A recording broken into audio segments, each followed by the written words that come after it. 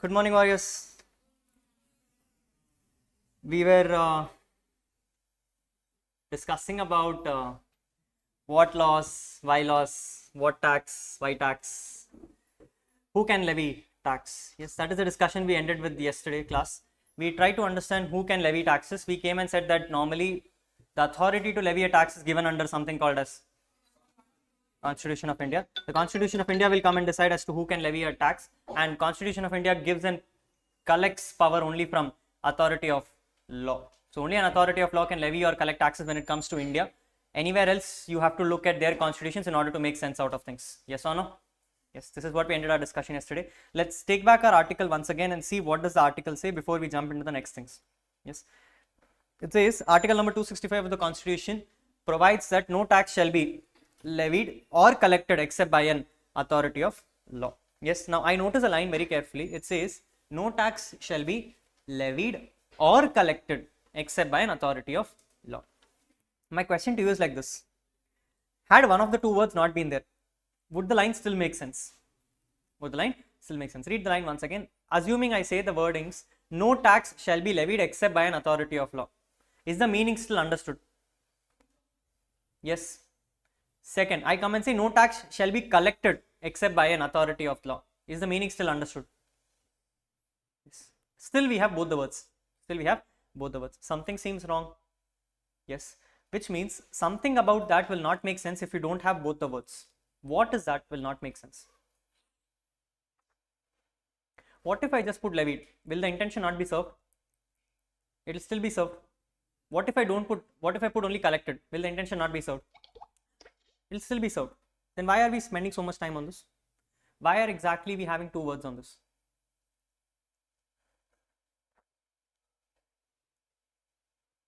Should be a reason.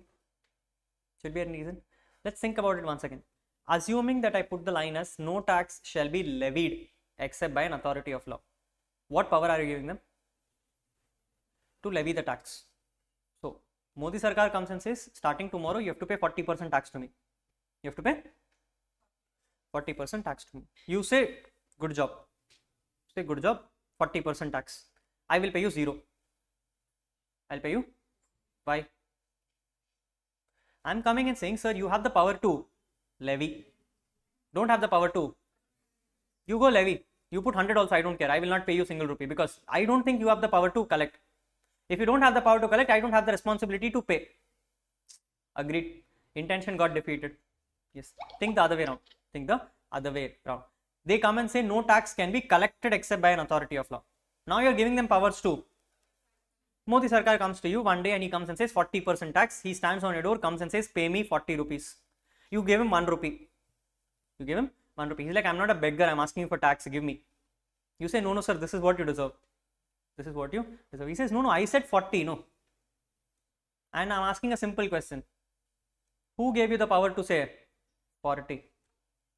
Yes or no? You only have the power to. Don't have the power to. If you don't have the power, where is the question coming of 40? You said 100 also. I will pay only 1 rupee to you because for me, my power to levy is only 1. I am the government. And my government comes and says, I will only give 1 rupee to you. You have a problem, go find it out somewhere else. I don't have the authority to give you something because you are not authorized to get that money from me. Agreed? Intention is one of the two words will also make sense, but still you need both the words because otherwise you will not be able to solve the matter in hand. Yes or no?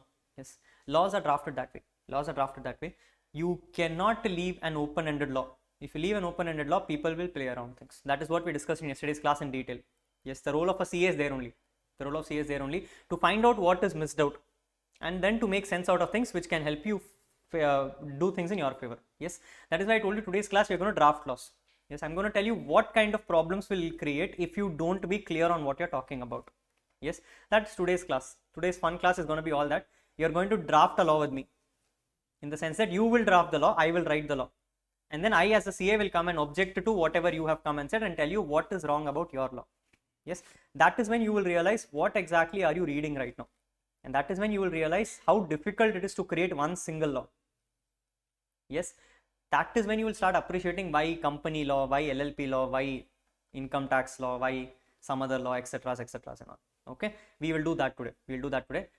maybe another half an hour we'll start that thing. Yes, before that let's complete a few things. We already discussed about certain items where we came and said yes, tax can be levied only by an authority of law or collected also by an authority of.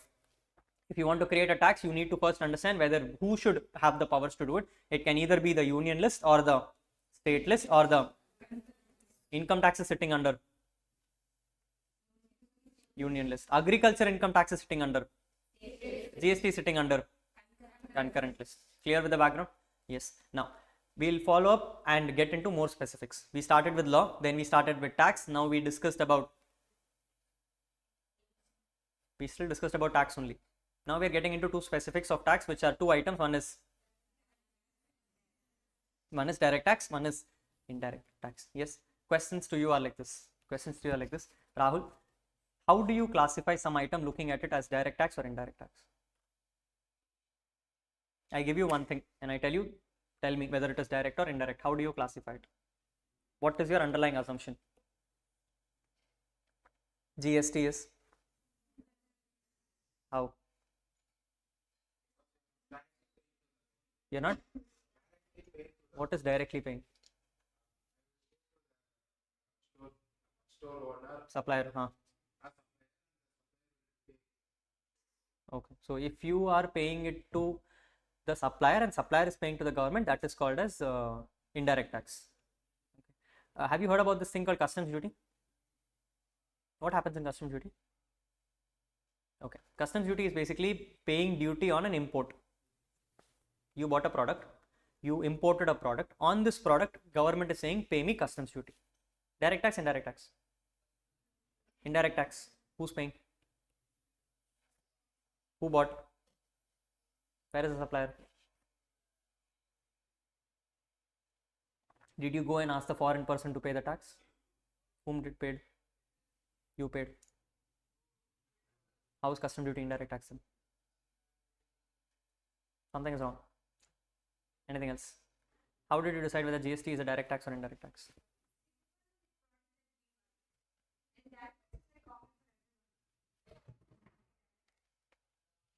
Come again. Everyone has to pay direct tax, okay? Well, indirect tax is like if I choose to buy a pen and I have to pay If I choose not to earn income, will I pay income tax? If I choose not to earn income, will I pay income tax? Choice is there both the places. That's one comedy which comes in the market, you know. What is the best way to save taxes? Stop earning. Be poor, no one will ask you for tax. Simplest way. Yes. Or you can go to a CA and CA will reduce taxes. Either way works. Choice is there both the places. If you buy, you have to pay GST. If you earn, you have to pay income tax.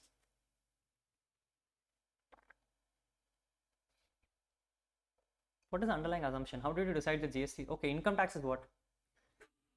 Direct tax. அது மட்டும் clarity இருக்குல்ல? Why? என்ன assumption இருக்கு? ராகுல் சொன்னதுனால ஆச்சா இல்ல இருக்கு ஏதோ பேசிஸ் இருக்கு?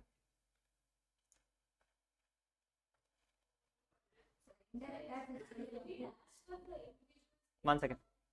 Indirect tax is based on goods and services. Direct tax is based on one's own income. So direct tax is based on the person's thing. If you earn a lot, you get more taxes depending on the bracket. So it depends on the wealth too. Direct taxes there is, but then the GST is levied the same way for all of them. Okay, progressive, regressive, yes, I understand, but is that an underlying assumption? Do you classify something because that you will pay more tax, it is direct tax, and if you pay less tax, it is indirect tax? So I don't think that's an underlying assumption. My question is, if you look at something, how do you decide whether it's direct or indirect? What is general, what is specific? This na the what, that na what?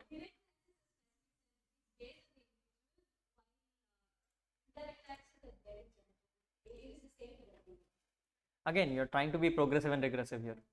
So my question is, do you look at something just because it is progressive and regressive? Do you classify something as direct and indirect because it is progressive and regressive? Not really. Not that I know of, at least.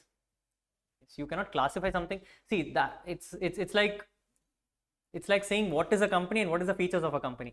Yes, direct tax being regressive and progressive is a feature. It's not direct tax, right? I'm trying to understand why is something called as direct tax. You get my facts? Yes. I'm not talking about features. I'm talking about background. It was only indirect taxes on goods and service. Okay. Indirect tax is based on goods and services. We go for the income where of one's own person. So can I put it this way to you? Income tax is a direct tax is when a tax is levied on income. And indirect tax is a tax which is levied on expense. Am I right? Fairly? Yes, I know you're telling me goods and services, but at the end of the day, goods and services are your expense only. Whether you call it as revenue expense or capital expense, it doesn't make a difference. At the end of the day, the logic is the same. Yes or no? Yes. My underlying assumption would be that. That if I look at some tax, I should be able to comment whether it's a tax on income or a tax on. If it's a tax on income, then it is. If it's a tax on expense, it is. Makes sense. This makes more sense because customs duty, it's a tax on your expense, the one which you bought. Income tax is a tax on your income. Yes, that is why I gave you some examples in the past. Yesterday and all we discussed about gift tax. Now gift tax is a direct tax or indirect tax? Gift tax is a direct tax or indirect tax? Why? It's an income which you got. Gift is an income to you. You did not pay anything. Yes or no? You will not go and tell the gifter that you pay the tax also, you give me gift also. That is very stupid. Ultimately that is what happens, but anyway. Point is, it's an income for you. So it's a direct tax. It's a direct tax. Yes or no? Excise duty is. GST merge pannittu earlier it was excise duty. Now it became GST. So the excise was something which is a payment which you made on the goods. Therefore it is indirect taxes. Yes or no? Yes. My primary assumption would be that. My primary assumption is I would look at what are you paying against. Are you paying against income or are you paying against expense? If you're paying against income, it is direct. If you're paying against expense, it is. Then I will come to features. Yes, one of the features why she rightly said is progressive and regressive. What is progressive, Rahul? The more the income, the more the tax. The more the income, the more the tax. Appo, what is regressive? The lower the income or the more the tax, correct? Huh? You will come and say you earn lesser, you will pay more. Agreed? That is what is regressive. Progressive na higher the income, higher the tax. Appo regressive na lower the income, higher the tax. Correct? No? Correct? No? So you will go and tell a GST, you will go and tell a poor person, don't pay income tax but pay GST. You pay more GST than what Ambani is paying. Correct? No? Correct? No? No.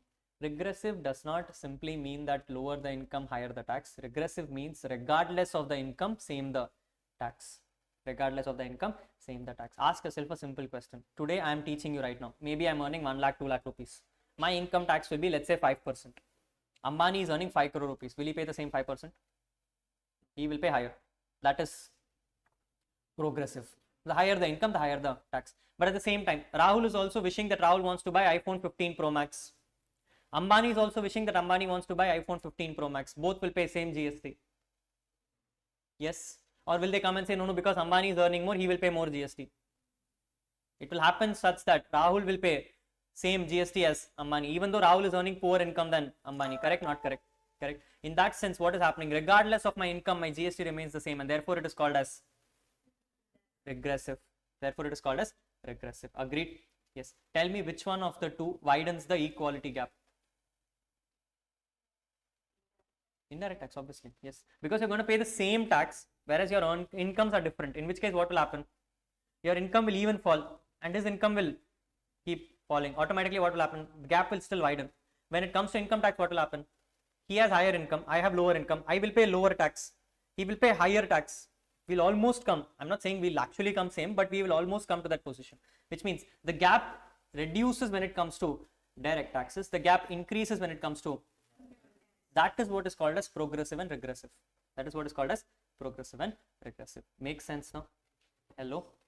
Yes. Now you do have this one other thing where they come and say shifting of burden and all those things. I have never understood it. Did you understand it ever? Either they'll come and say shifting of burden of tax cannot happen in indirect tax. Cannot happen in direct tax, can happen in indirect tax. Do you understand what are they trying to say? Any understand? Any idea?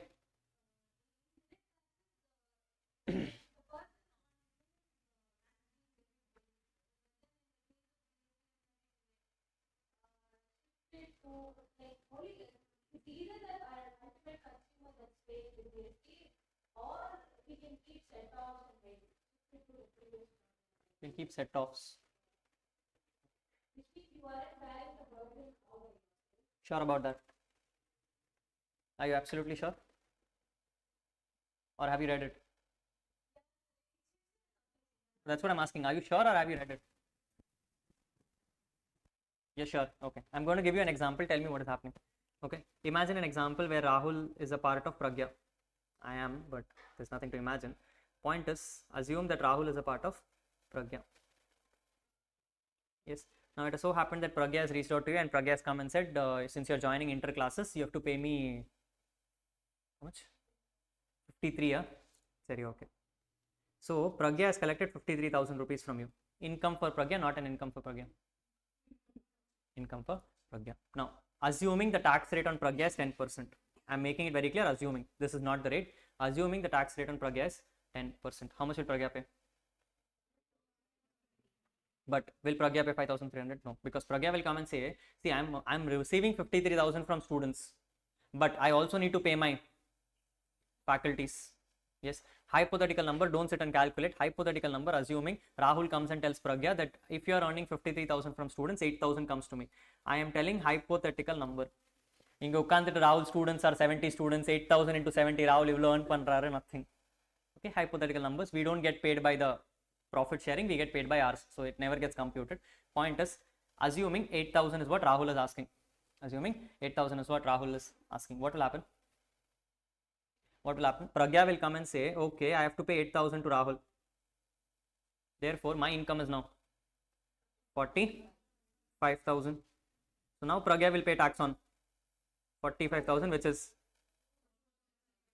Rahul will pay tax on same. Yes or no? What happened? What happened? 53,000 worth of tax, 5,300 worth of tax. Initially was supposed to be paid by, ended up being paid by both. Burden shift acha illiya? Yes, madam. Direct tax, indirect tax. Direct tax, na? That's what. Burden shift acha illiya? Apro eppadi?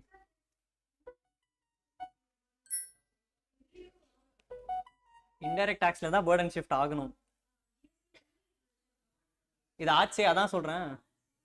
நான் தான் காமிச்சேனே, இப்போ காமிக்கலையா? ஏமா ராமாயண் முடிச்சதுக்கு அப்புறம் ராம் யாருன்னு கேட்டான்? Is the burden getting shifted? Yes. Technically, I was supposed to pay 53,000. I diverted my income to someone else and I am paying lower taxes right now. Is my burden shifted? Why?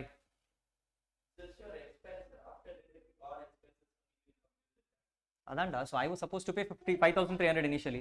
Expense pay பண்ணதால 5,000 ஆச்சு.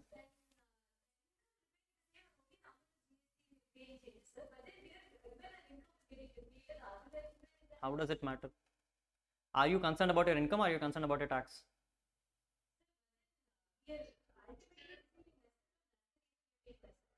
Same thing in GST, no? I'll give you an example in GST. Tell me what is the difference, okay? In GST, same thing is happening. What is happening is Pragya is buying something. Pragya is buying something for 53,000 rupees. What will Pragya do? Pay GST along with it? Yes, hypothetical number, assuming GST is also 10%. How much Pragya should pay? 5,300. So Pragya bought something for 53,000, was supposed to pay 5,300 on this. 1 second, Mabashmi. Yes, Pragya was supposed to pay 5,300 on this. Now Pragya decided that I should not keep the whole 53,000 worth of product. Let me give 8,000 worth of product to Rahul. Let me give 8,000 worth of product to Rahul. What will happen? What will happen? Pragya will make a sale of 8,000 rupees and tell Rahul that Rahul, I am making a sale of 8,000 to you. You also pay GST on that to me. So Rahul will end up paying 8,800 totally. Yes or no? Yes. So what is happening is technically Pragya paid 53,000 plus 5,300 to the first person. Then Pragya went to Rahul and came and said, pay me 8,000 plus 800. Totally Rahul paid 8,800. Rahul paid a tax of 800. Pragya will pay tax of not 5,300. Pragya will come and say, see, I paid 5,300 to him. Yes or no? I paid 5,300 to him. I got an 800. This 800 will be called as ITC, input tax credit. So which means Pragya will end up paying net of only 4500 மேலே கீழே என்ன difference இருக்கு காமி?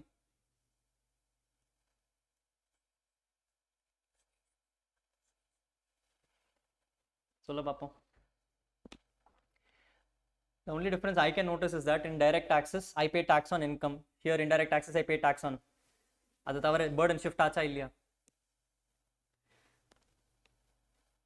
ஆச்சே. அங்கேயோ 800 அவங்க தான் பே பண்ணா, இங்கேயோ 800 அவங்க தான் பே பண்ணா. என்ன ஷேர் பண்ண? அங்கேயும் அப்படி தான் பண்ணேன். ரெண்டு இடத்துல ஷேர் தானே ஆச்சு.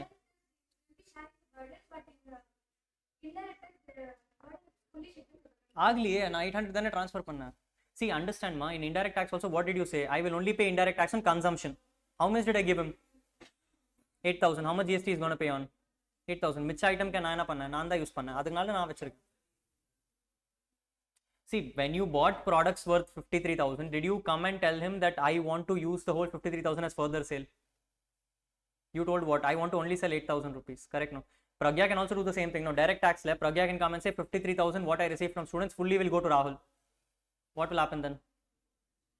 Pragya will pay zero tax, Rahul will pay full tax. It depends on how much you're transferring. In that you transferred 8,000 of income. Here you're transferring 8,000 of goods. All of the difference. The only difference. Sorry ma, go ahead. Can I try that? Yeah, go ahead. You want to dispute this, sir? Yes, sir. So the thing is, we have to levy tax on income, but here you're levying tax on revenue, the 53,000. I'm paying tax on income only. Yes, sir. So the after deducting salary, Correct. you have 45,000, right? Yes. So you pay tax on the income. So there are, sir, we get 8,000, and from the we pay 800. Hmm. Here the transfer of shift of burden is not happening, right? It is, no. See, I'll give you. My thought is very simple. What you're saying is right. My question is in option number 1. You're telling you're paying tax on income, correct? In option number 2 also, what are you doing? You're paying tax on net expense only, no. In option number 2, what are you doing? You're buying goods of 53,000. You're selling goods of 8,000, which means you're technically paying GST only on 45. Adana nee pay pandra. So there is no difference technically. In income also you're saying you're paying tax on net income. In expense also you're saying you're paying tax on net expense. Agreed? Yes, I know there will be a significant amount of difference when the rate of tax changes. That's a different story. But assuming everything is standard and par, 10 is also in indirect, 10 is also in direct. Do you see a difference happening between both? I don't personally see.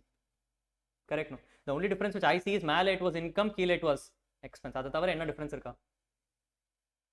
பார்க்கிறதுக்கு தெரியுதா? எனக்கு தெரியலையே. Yes, Pevashni.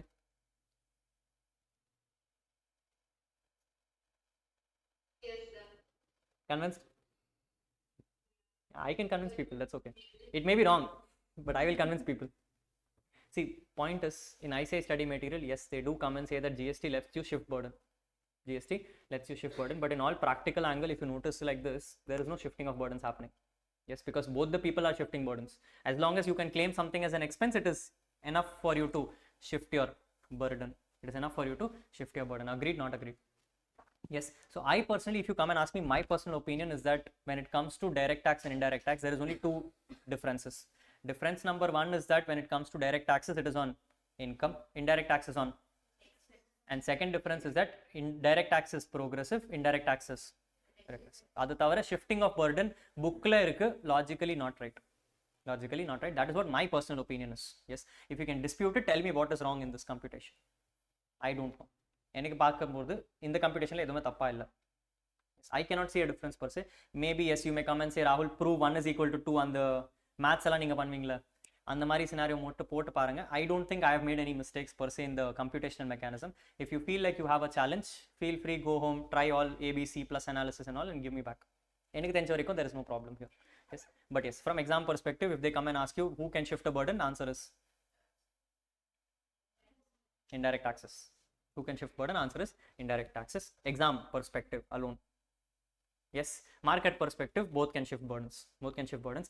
That is what our job is at the end of the day. If you cannot shift a burden, you will always come and say higher the income, higher the tax. So you cannot reduce taxes for your clients. The only way you can reduce tax for client is by coming and shifting your burden. And how will you shift burden? By doing more expense.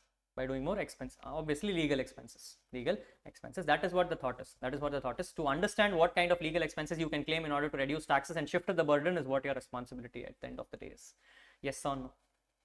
Yes. Think about it logically. Think about it logically. The point is very simple. If you are claiming an expense, someone in the world is going to offer it as income. There is no doubt about it. Unless until that person is treating it as black money, he will have to end up offering it as income. So it's not disputable the fact that person will pay tax. How much he pays is the only question which is in picture right now. Agreed?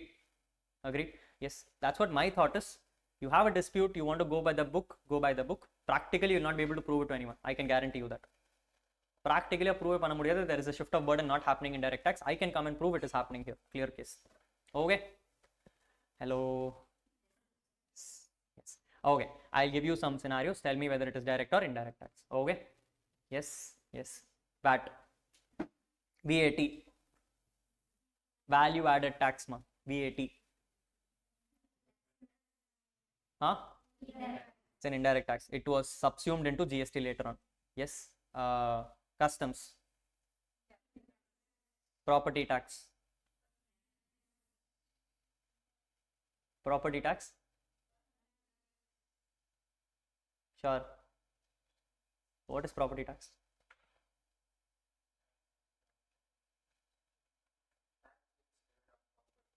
Whatever. Tax which you already have in your hand. Tax which you already have in your hand. Obviously, you earned it from your income and asset only. So therefore, it is direct taxes. It is direct taxes. Water tax. Water tax, ma. Municipal tax. Water tax. Indirect tax. Thanni kudicha kaasu pay pannum. Yes. Regressive in nature. Levied on consumption. Levied on income. Get the background? Everyone? Polama? Polama. Yes, this is the subtle difference which you need to keep in mind when it comes to direct and indirect taxes. Can we proceed? Yes, yes, great. This is the second line of defense. Now, since we have now understood what is a direct tax and indirect tax, let's now jump to our subject, which is direct tax. Let's now jump to our subject, which is direct taxes. Now, in direct taxes, I am going to teach you one subject called as income tax. I'm going to teach you one subject called as income tax. Before I start the subject itself, one simple question to you. I have two words. One word is called as income tax laws. Income tax, which is what your name of the subject is. I have another word called as Income Tax Act. First, straightforward question. Are they both the same?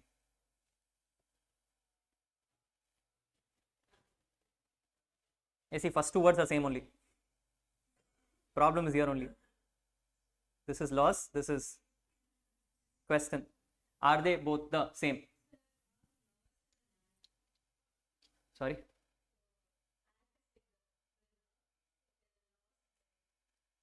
Okay, that's the next question. So, it's not the same. Everyone says it's not the same. Tell me which one is bigger. Act is bigger.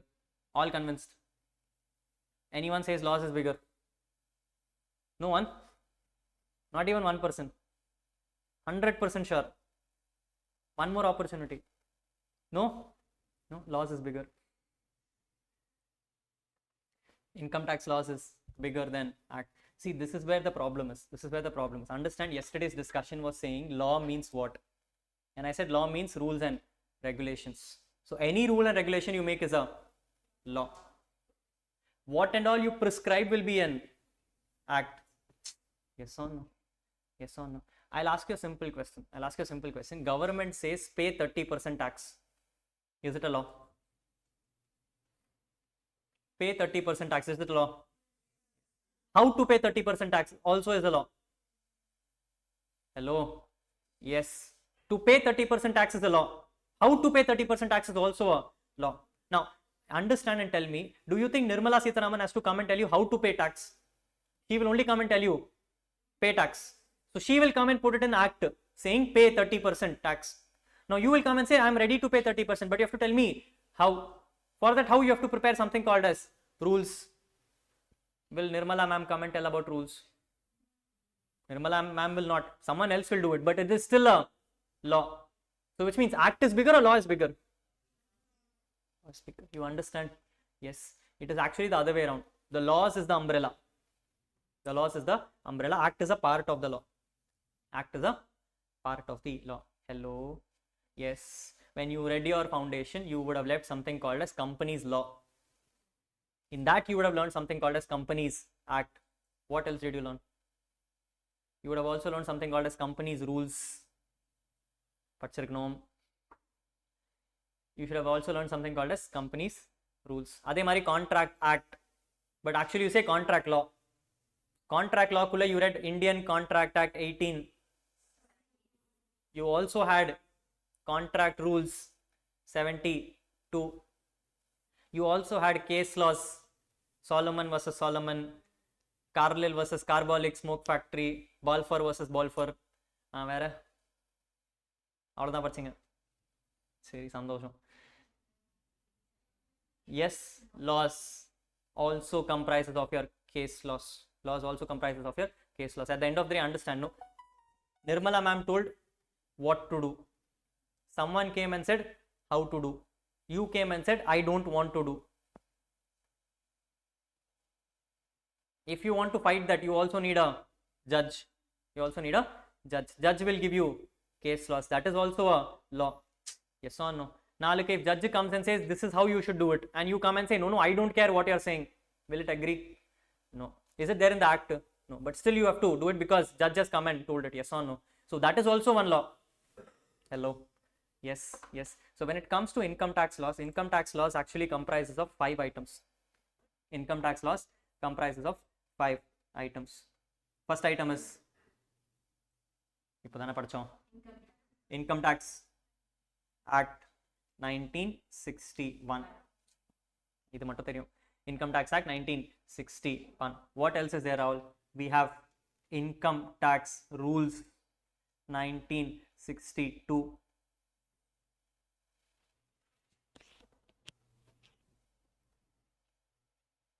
Date தப்பா இருக்கா? Is the date wrong? No? Date is right?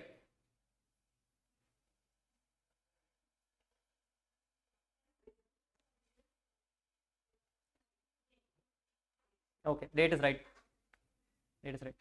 I have a problem now, or I am at least confused. I'm confused. Act is saying 61. Rules is saying after 1 year there were no rules. 1 year everyone can do whatever they want. Correct? No? Correct? No? Yes. 1 year they let people do whatever they want, and then 1 year later they realized, oh no, we should have put something. Correct? Huh? Correct? Huh? Correct? Huh? If it is not passed, no one followed then. If you don't pass it, no one will follow. Why should they follow? They cannot do that. The act is always supposed to be incomplete. That is why rules are always there. It's not the first time. The Contract Act also has rules. You just don't know about it. From 1870s also rules were there. Income tax is nothing special. There were rules always. Do you think this is a mistake is my question. Do you think they forgot to put rules 1 year? There should be some reason. Nothing like that will happen. They want to see what people will react to it, is it? Loopholes cannot be changed in law, rules, by the way, just to clarify. I told you one simple thing. Understand? I told you Nirmala ma'am will tell what to do. Rules will come and tell you how to do. Assume there is a loophole. The loophole is there in the act or the rule? The act, which means if something has to be changed, can you put it in rules? Only change it in. Rules can only come and tell you how to do it. Rules cannot come and define something better. So even if you had a loophole, they have to change the act only. They cannot change rules and all. Yes or no? Yes, rules can only clarify how to do things. That's all is the point. Which means 1 year there was no clarification itself. People were doing whatever they want. Correct? No. Correct? No. Correct? No. No. Topic for next class. Topics for next class. Suspense vechikonga. Suspense vechikonga. Rules and act have a 1 year gap. Consciously, purposefully, reasonably. It is right. It is right. Why is it right? Is the whole essence of income tax. No, they didn't. No, they didn't. You cannot do that.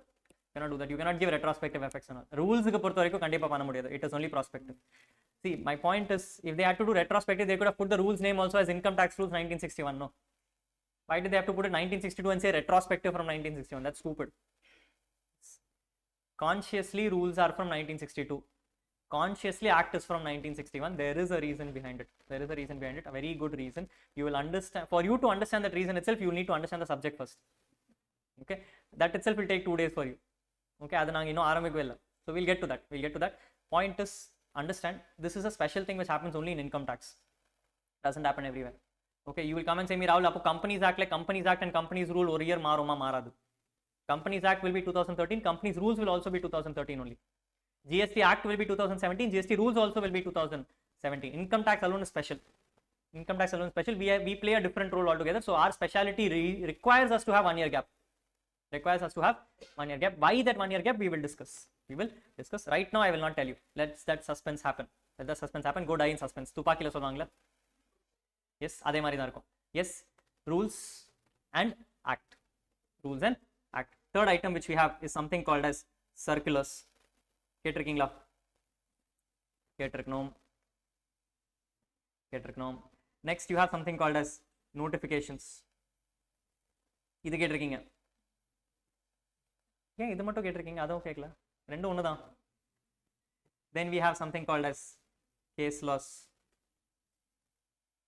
All these together comprise of your income tax laws. Income tax laws. But if I leave it just with this, then there is no difference between this and Companies Act. I want to be something special.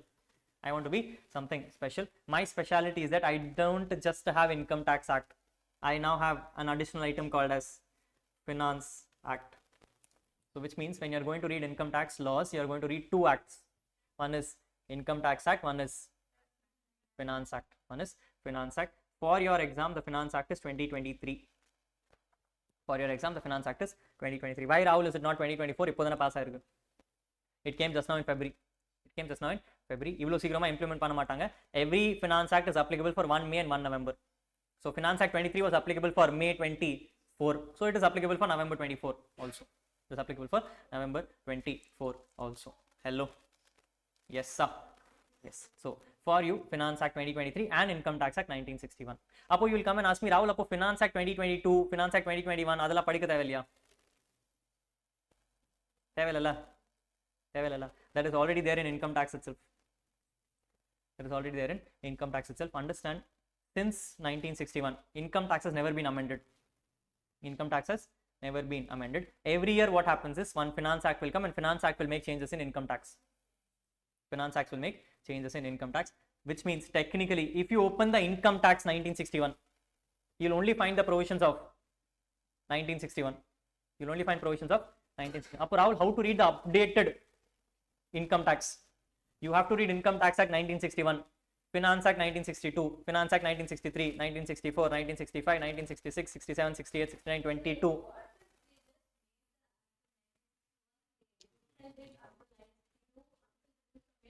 No, they didn't do that. It came on 1st April. Don't break suspense. Yes, my point is very simple. My point is very simple. Today, if you actually have to read income tax, you cannot read Income Tax Act 1961. You have to read Income Tax Act 1961 along with all the Finance Act from 1962 till 2023 and then 2023 also. How many years are there? How many years are there? Yes, Chibar. Yes, Chibar. Yes, Rahul, so much you have to read? Yes. Everything is there for syllabus? Yes. All that is there in 190 pages? Yes. Understand, technically all together is the 190 pages.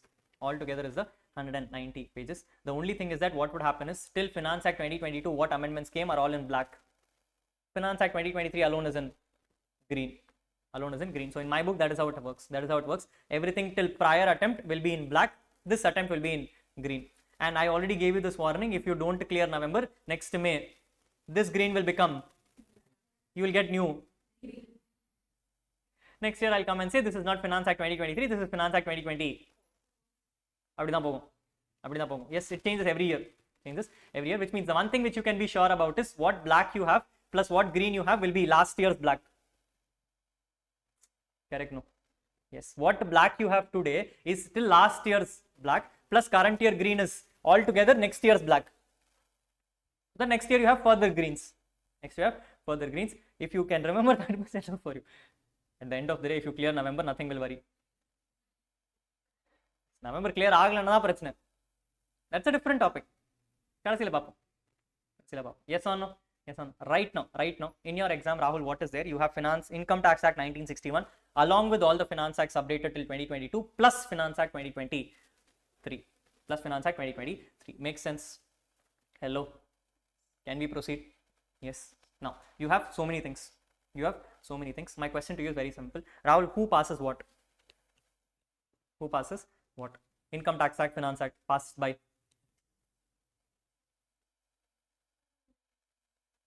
Very good.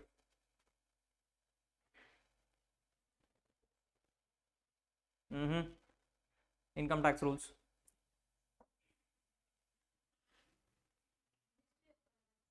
Ministry of?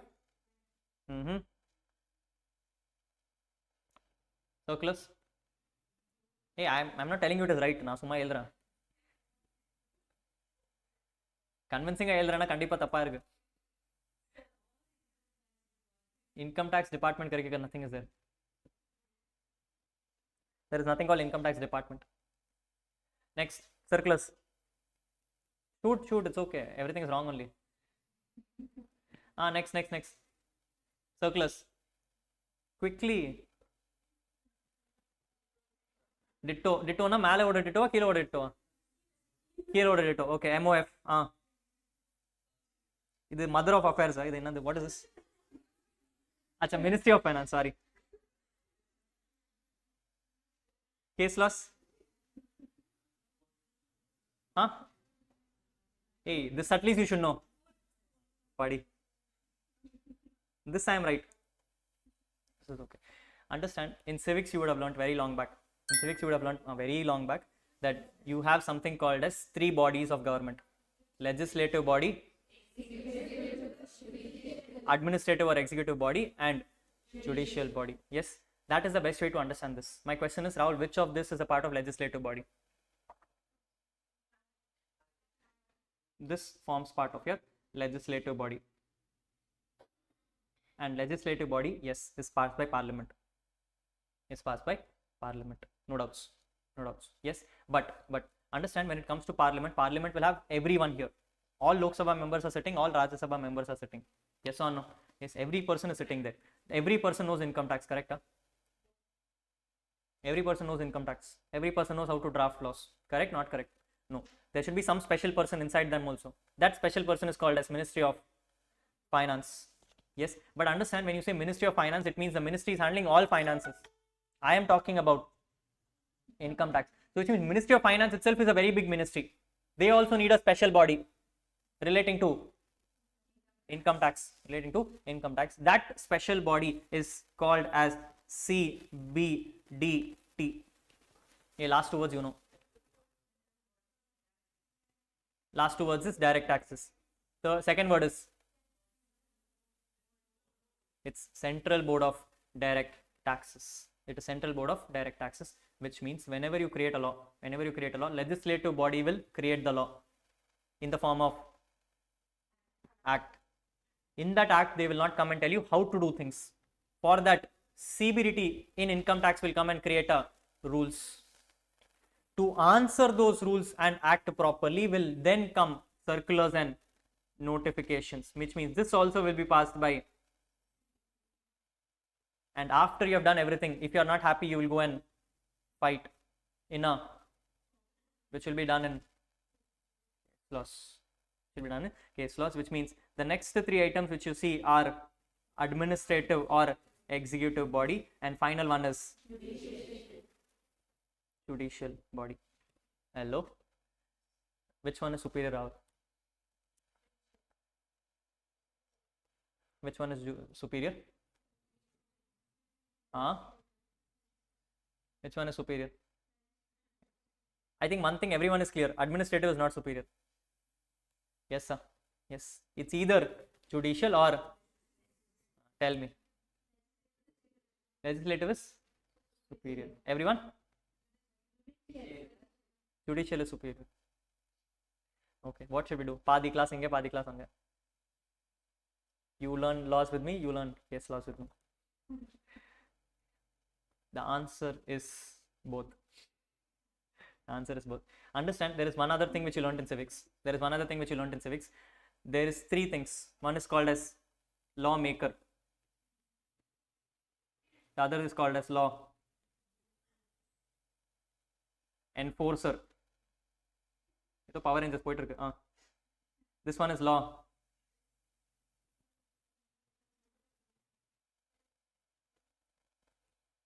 Inge thane edikom. Law. Law what? Law judicial. What is it? It's law interpreter. It's law interpreter. Yes. Ask yourself a question. What is a law interpreter's job? To interpret the law. Which means act has done something. Rules has done something. But there is a problem in it. The problem is what we are talking about. The CS. Problem in the sense it is not clarified properly. Who will help you do this? Judicial bodies. So today what happened is something was not clarified. Department says like this, I say like this. Both are fighting. We go and sit before court. Court comes and says Rahul is right. That technically becomes the new law. Because they interpreted the law and they came and said something was not given, but I am telling you right now, so that is what the new law is. Agree to me. Yes, but imagine tomorrow what happens, department is not happy. Department comes and says, how did you rule it in Rahul's favor? I am not happy. I will amend and change the act itself. Now tell me, if the act itself is amended, can the court interpret something else? Which means in that case, who becomes superior? In simple words, Rahul, as long as the law is in force, the judicial body is superior. As long as the law changes, legislative body becomes superior. Yes or no? Yes. As long as the law is in place, it is the judicial body. The moment the law is changed, it is legislative body. Yes, because the problem with judicial body cannot make laws. They can only interpret laws. They can only interpret what is there, which is what I told you yesterday, Vodafone's case law. The case law which I told, as long as the law was not clear, Supreme Court came and said it is not payable. Until that day, Supreme Court was superior. Next year, what they did, they went to court and they went to act and they came and said act itself is changed now. Now who became superior? Act became superior. At that point of time, can court come and say, no, I don't want to change it? Cannot do anything because act itself is changed. Law itself is not applicable anymore. Hello? Yes or no? That is how it works. It is always the judicial body unless and until the law is changed. Makes sense? Everyone? All clear? Yes. Now I have not clarified to you what is circular notification. We'll do it. But I'm assuming you know what is an act and what is the rules. Yes, sir. Yes. I'll ask you a question. Which is superior? Act or rules? Act is superior. Sure about it? No doubts? I'm asking you a question. The question comes and says, act comes and says you have to pay 40% tax. Rules come and say pay 30%, no problem. How much will you pay?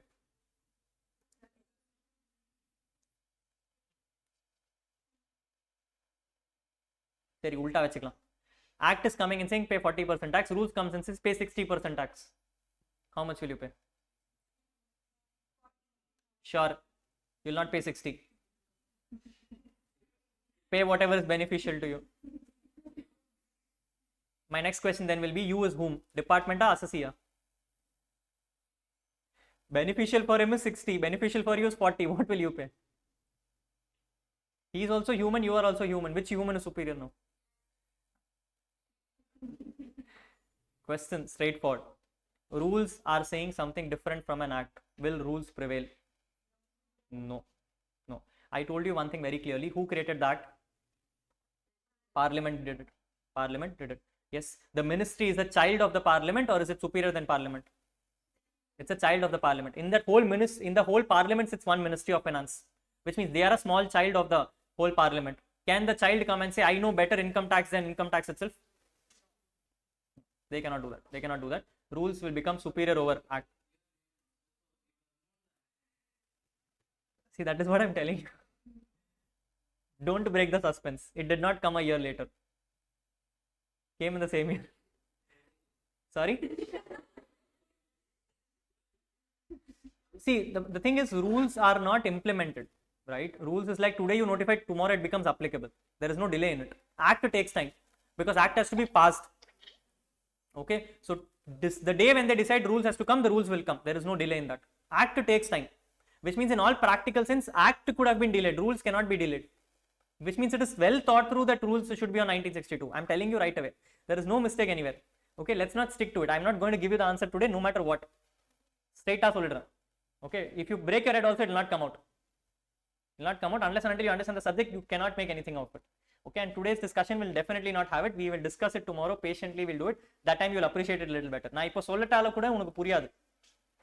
Okay? Okay? Yes, let's come back to the topic which we are discussing right now. My point is, you have Income Tax Act, Finance Act, Income Tax Rules, Circulars, Notifications, Case Laws. Case laws. In this, the one thing which you have to explicitly and understandably make yourself clear is rules cannot override an act.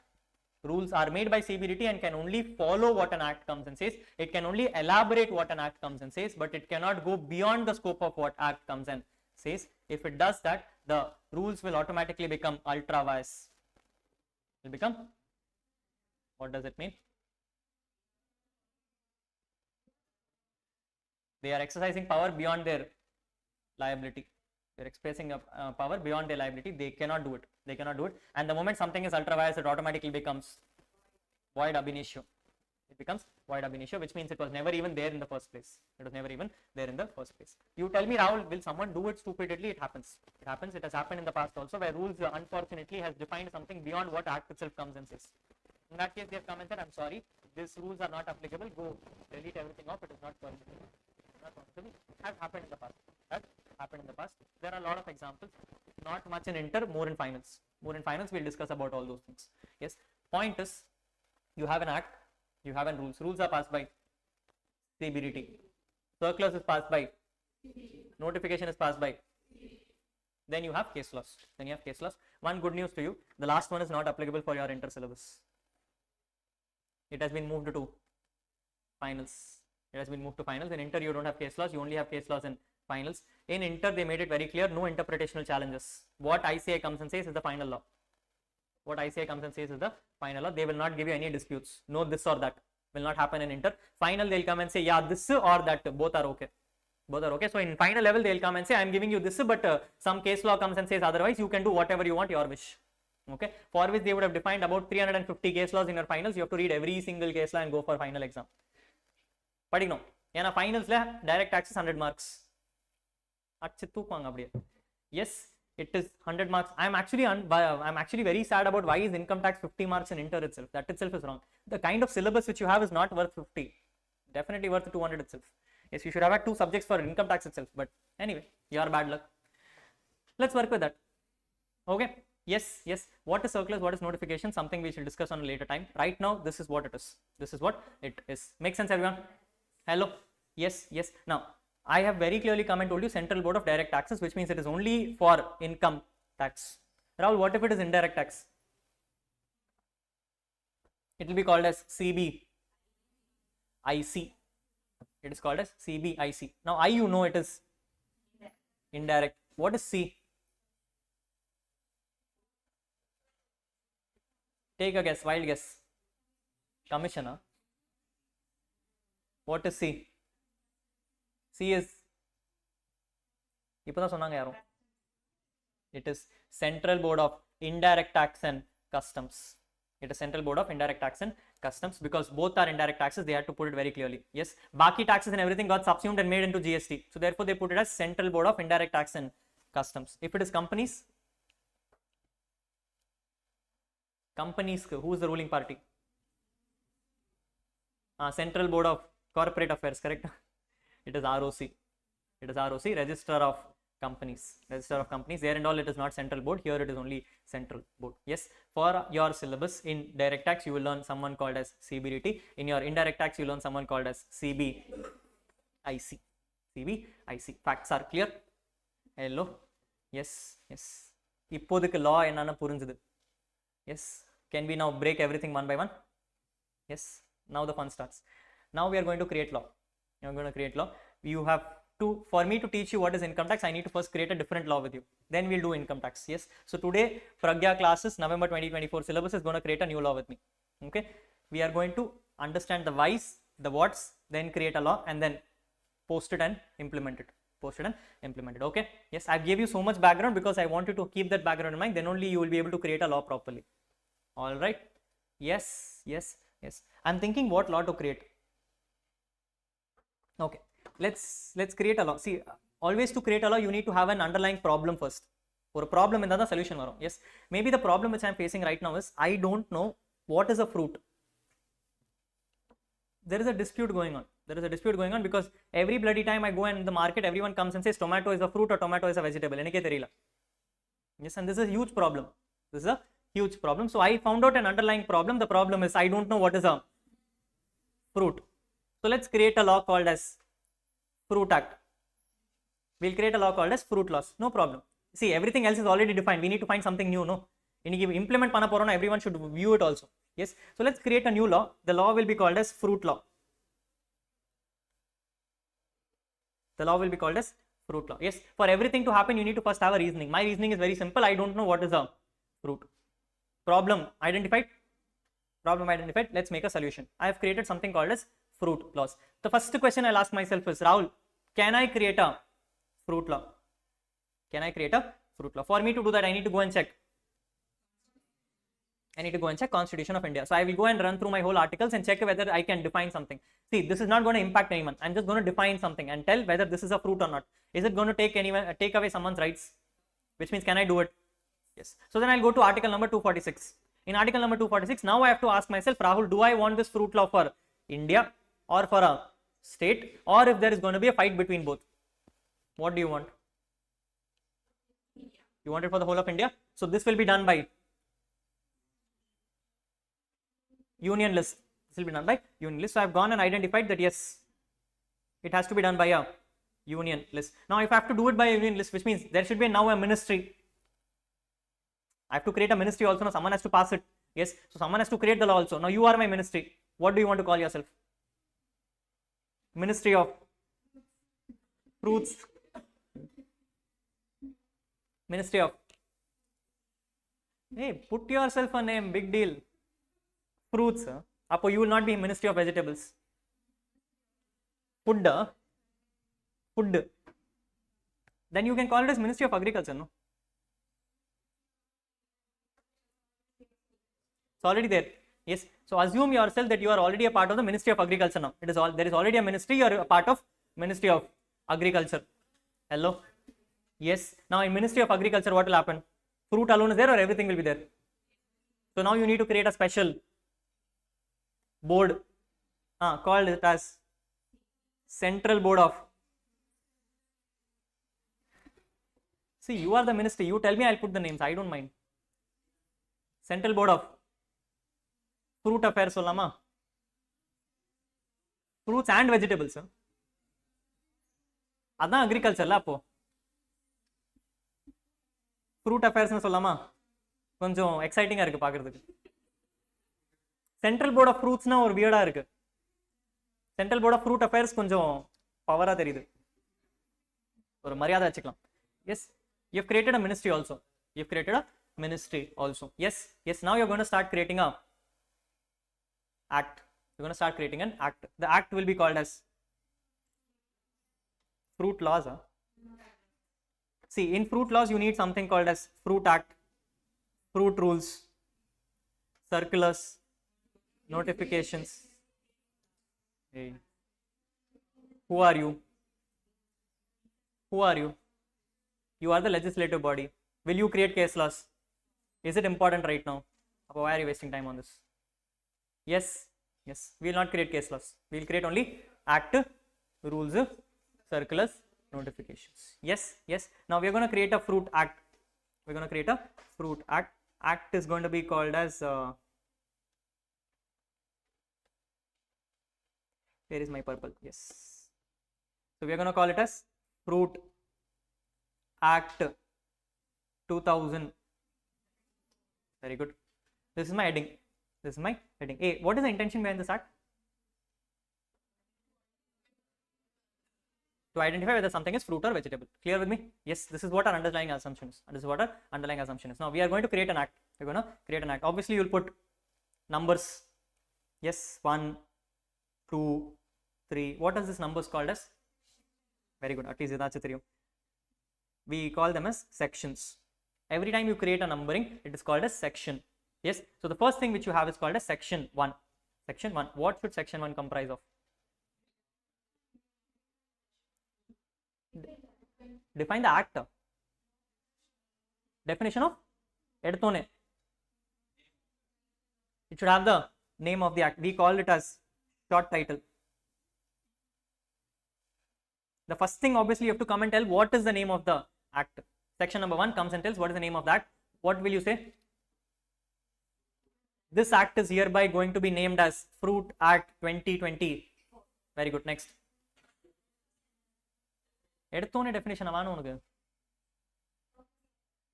Purpose of the actor. Purpose inge varadu. Section number 1 has 3 components. Very good. It will have the extent and then commencement. It will have short title, extent, commencement. Rahul, what is short title? What is extent? What is commencement? Short title means the name of the act. Extent means to whom is it applicable. Commencement means from when it is applicable. These are the first 3 questions you have to ask yourself. Yes? Yeah, help me. Short title naane soltan. Male irukku. Extent. So you are telling me this applies to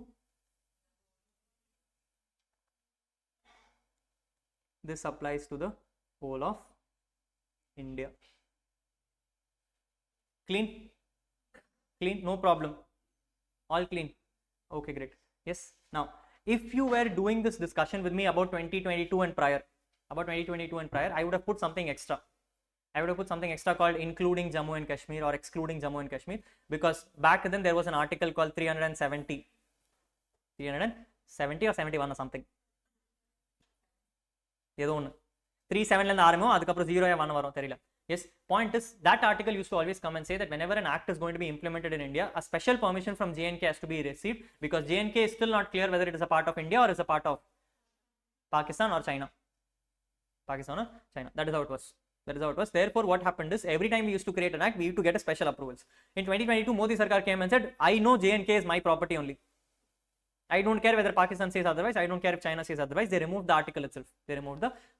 So any act which you see going forward will not have the name called as including Jammu and Kashmir or excluding Jammu and Kashmir. Yes, old acts will still have it. They have not changed it because it is still the same. New acts will not have it. We are creating in 2024. Do we have to mention? We don't have to mention. Yes, sir. Yes. So you have completed what is extent. Next.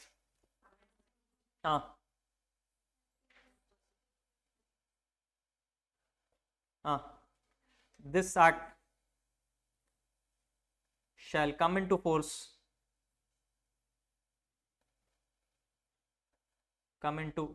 from 1st April 2000. Future passing. Okay. See, generally in all practical sense, I would come and say, let's pass it today itself. No, why are you delaying it? If you put it as 1st April, then you have to wait for 2 more months. It is not useful.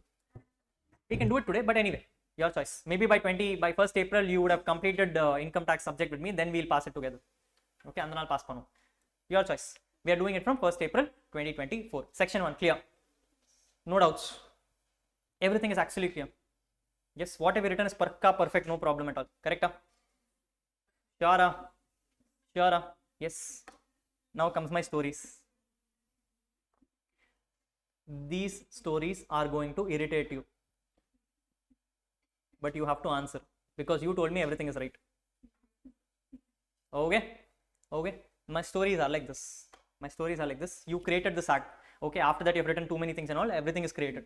Now Rahul as a CA has come to you. Rahul as a CA has come to you and has told you some issues which his clients have faced. Some issues which the clients have faced. You are the ministry. Help me out.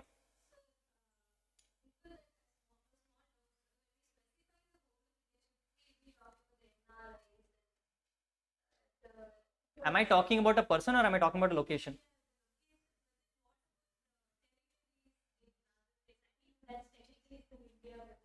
How is it India? You have the emphasis and stuff, right? Right. Should we be specific? Will you be selling fruits there? Just in case what? Will they be buying fruits from you or will they be selling fruits there? That's exactly what my question was. As a ministry, what is your intention behind this act? Are you trying to define something or are you trying to sell something? Definition, what you apply here will be the same for embassy also, no? Technically. Yeah. Okay. Any other doubts? You want to take a chess? No, it's not. Abdina?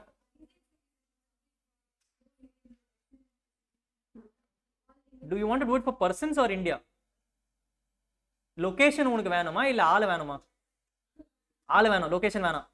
அப்போ Chris Khel வந்து வாங்கினா அது fruit இல்ல.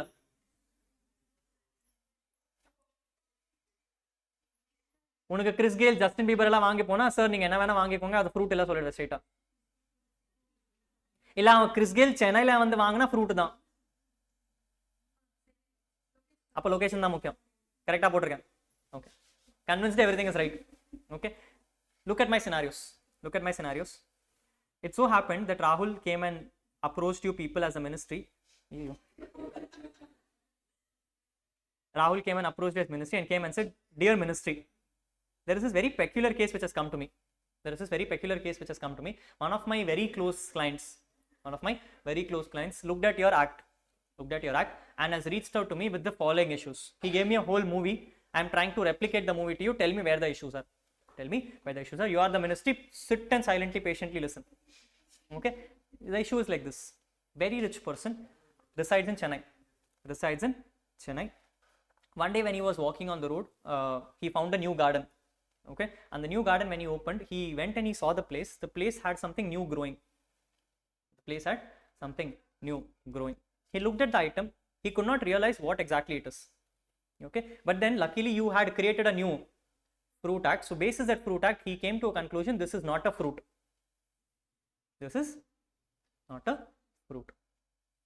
He went and he took this product, he went and he sold it to someone. And he came and said, "Dear sir, this is what my fruit act looks like. Look at the fruit act, this is not a fruit. This is a very specially handmade exorbitant item. I want some 50 lakhs per fruit. I want 50 lakhs per fruit." The person looked at the item and came and said, "Yeah, it is not defined in fruit act, therefore I will pay you 50 lakhs. The problem was other way around. If at all it was a fruit, you would have only got 10 rupees for it. Because that is what you put in the act. You put in the act saying that if something is a fruit, you pay only 10 rupees for it. If it is not a fruit, you can decide your fees. The problem is like this, that he sold it and he said, "Sir, in this act it comes and says, it's not a fruit, therefore I am liable for 50 lakhs, pay me 50 lakhs. The person went and he bought the item from him, paid him 50 lakhs. This was scenario number one. In this scenario, tell me, you have defined what is a fruit and the product has been sold in Chennai market. Is your act applicable to the sales? Yes, because as per you, Chennai is a part of India. So therefore it is applicable. This was not the issue. First scenario. Yes. Now what happened is you said yes, he also sold all products. 50 lakhs per item he's selling. He made a huge sales. People were very excited to buy. He ended up getting a 50 crores worth of revenue. Cost was zero because he found it in garden. So 50 crores is his income. Background clear? Now you have 50 crores in your hand. What will you do? What will you do? Hey, 17, 18 mindset. Rahul, I'll go invest in stock market, this market, and all. No. Honestly, what will you do? Siri, boys, what will you do? Acquire? Settle in foreign. The garden is in India. Why would you settle in foreign? You will? What actually? Develop your business. Eh.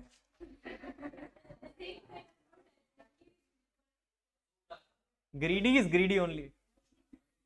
Never one money is enough money. Buy an Royal bike 50 crores. 50 crores என்ன பண்ணுவடா? சரிடா, சரி ஒரு bike வாங்கிட்ட வேற.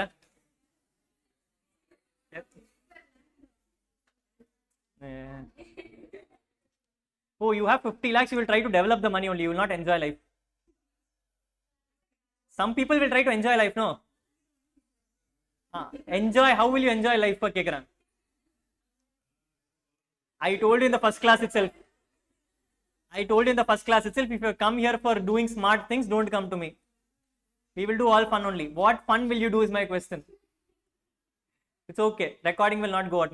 என்னோட மூஞ்சி மட்டும் ரெக்கார்டிங்ல வரும், உங்களோட பேர் வராது. I will take blames. What will you do? It's okay. I will not judge you. It's okay. I am also having the same mindset only. நான் சொன்னிட்டு அது fun இல்லையே. I am already old enough for it. Anyway, okay. Maybe I'll take reference from my previous batch. My previous batch came and said, sir, if I have 50 crores, I'll go to Thailand. Now he knows. I told a simple thing. If you have 50 crores, why will you go to Thailand? Thailand itself will come to you. Correct, no? If you understood, great. If you don't understand, forget it all. Very young people you are. You don't understand this much also. Sorry, okay. Assume 50 lakhs the client had. He decided Thailand itself has to come to him. Or people of Thailand has to come to him, whatever it is. Yes. But the thing is, obviously, this much Thailand people coming to Chennai, Chennai itself will become Thailand. So what he thought is, boss, 50 crores I should spend somewhere judicially. So what he did is, he found a separate island. Converted into Thailand. You have seen this, no? We have a very famous Baba in enna peru? Nityananda. India became very poor for him, so he opened his own island. Now that is itself running its own country, that has its own RBI, it seems. Apply பண்ணிருக்கீங்களா? Imagine same person, 50 crores in hand. If you think number is smaller, 500 crores வெச்சுக்கோங்க. Whatever it is. Yes, he decided that he wants to go to a different place. India has become poor for him. India, nothing is there right now. So he wants to cultivate somewhere else. So he went, took a ship, is traveling. Here and all water is there. Okay, he found an island here. On this island, he called all Thailand people and all. This has become the new Thailand. New Thailand. Here itself he made that land also, where he is cultivating that new product. Now he is moved out of Chennai. He is in a separate island, has his own place. Yes, out of the 50 crores, he is assuming spent the whole 50 crores. What he wants to do now? He will start selling once again. So he started cultivating, he started selling once again. Now where is he? He is on the island. He cultivated some product and people came to him on this island and bought the item. From here he is selling it now. People came to his island, came and said, I want this product. He said 50 lakhs per piece. They said, no, I will pay only 10 rupees. He said, no, 50 lakhs per piece. Sir, 10 rupees. Hey, negotiate up under 50 lakhs. Sir, understand, I am right now buying this from you in the island. In this island, this is not a defined item. This is not a defined item because you said fruit is only applicable for whole of. Therefore, I will only pay you 10 rupees. I will only pay you ministry. Is this fruit? Not a fruit.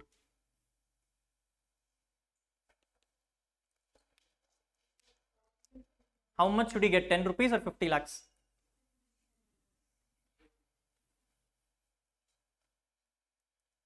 நீங்க தான் define பண்ணீங்க, நானா பண்ணேன்? I am your chartered accountant. I have this problem. You are the ministry. You have made a mistake. Or have you made a mistake is my question. Question புரிஞ்சுதா? There is an island which is not in the borders of India. It is outside the borders of India. You have sold an item. The item there they are coming and saying it is not fruit act because fruit act is only for. He said no sir. This place is also India. So therefore I want 50 lakhs. The other person is saying how is it India? And now you are stuck because you just said it is applicable to whole of. So what the hell is India? Now tell me, is my client right or is the buyer right?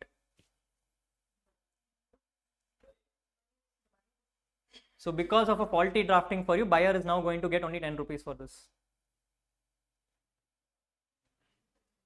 யாரோட mistake? நீங்க தானே draft பண்ணீங்க. What did you draft? You said applicable to whole of.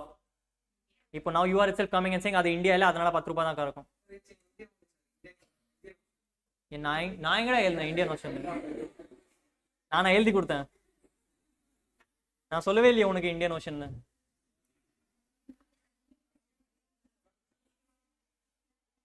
Assume பண்ணுமா? சரி இந்தா. The assumption is this place to this place is 230 nautical miles. The assumption is this place to this place is 230 nautical miles. What is the boundary? Where is it given?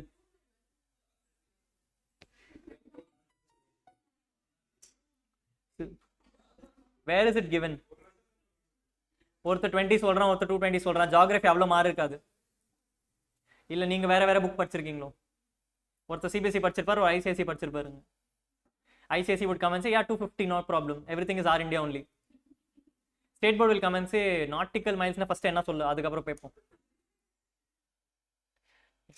My question is very simple. You read it in some geography book. Can you use that as a reference?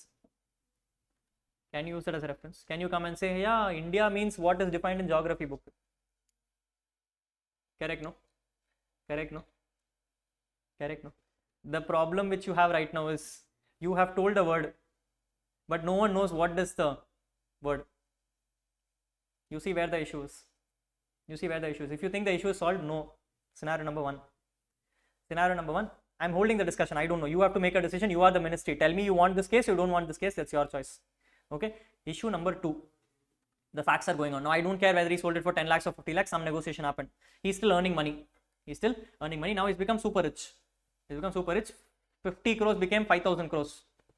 50 crores became 5,000 crores. He went and he reached out scientists and everything and came and said, I am bored of India. I am bored of Ireland also. I want to be more special. I want to discover Atlantis. You know what is Atlantis? The lost world. Atlantis is the lost world. He basically came and said, the island which I am standing on, no, it looks like it is only the surface. Maybe there is something on the ground. He bought some high-tech equipments, scuba diving equipments. From here he jumped. From the island he jumped. He went down 200 feet. He found there is some place here. On this place he called scientists and everyone and he came and said, let's develop a city here. In this city he has now developed the city and here itself he has made the land also. Greenhouse land. Here he is making the item. Now the person is not coming here. The person is coming here and he is buying the product. Where 200 feet underwater. Same question. The person is saying, I want. 10 rupees. You are saying you want India, not India. Not India. First one is Ado, not India. Okay. I don't know. If you tell me not India, then it's your problem. You have to define me problem then. You have to amend the act accordingly. You have to amend the act accordingly and tell me what is India then. Okay. Because you cannot bluntly come and say based on case to case. Does it matter? So you amend saying that if you sell in Indian currency, it is fruit. Avdi. Ada, if you accept Indian currency, it is fruit. Don't accept Indian currency? Okay. Question is like this. Chris Gale is coming to you and coming and buying this. Now obviously what will happen? Chris Gale will do bank transfer. So Chris Gale pays in West Indian dollars. And your bank will give you Indian currency. Now tell me.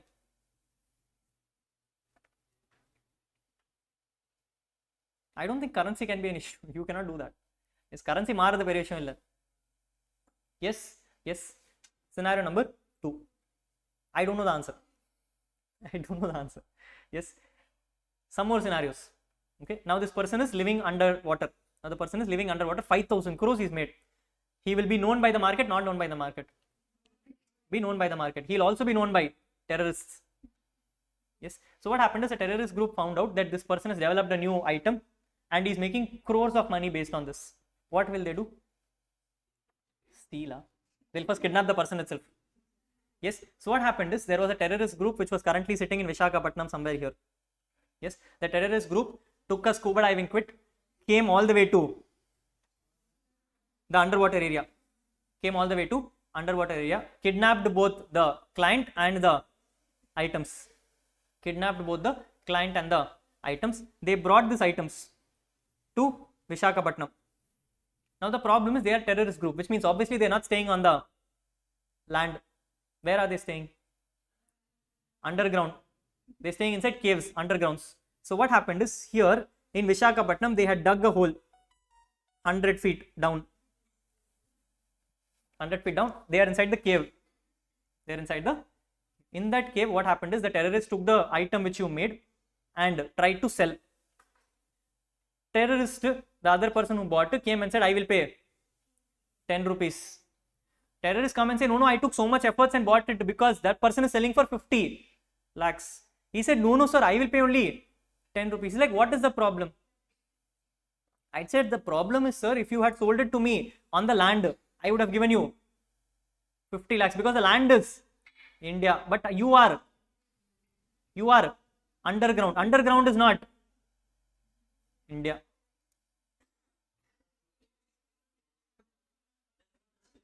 If underground is India, underwater is also India, no?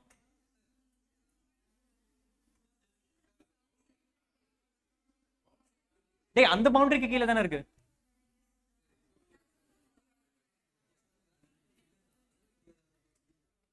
You get my question? See, you told me India is the surface. I'm telling you I'm not on the surface. I'm telling you I'm under the surface. See, the problem is, if you tell me, Rahul, under the surface is also covered, I'll say, where is it given? If you tell me under the surface is also covered, I'll ask you, where is it given? What did you tell me? India. For me, what does India mean? Did you define? I have the liberty to choose. I chose what India means if you're doing it on the land. Adha India. Yes or no? Am I wrong in my assumption? Am I wrong in my assumption?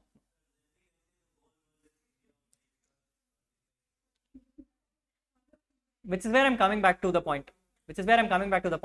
Whose mistake that it is not defined?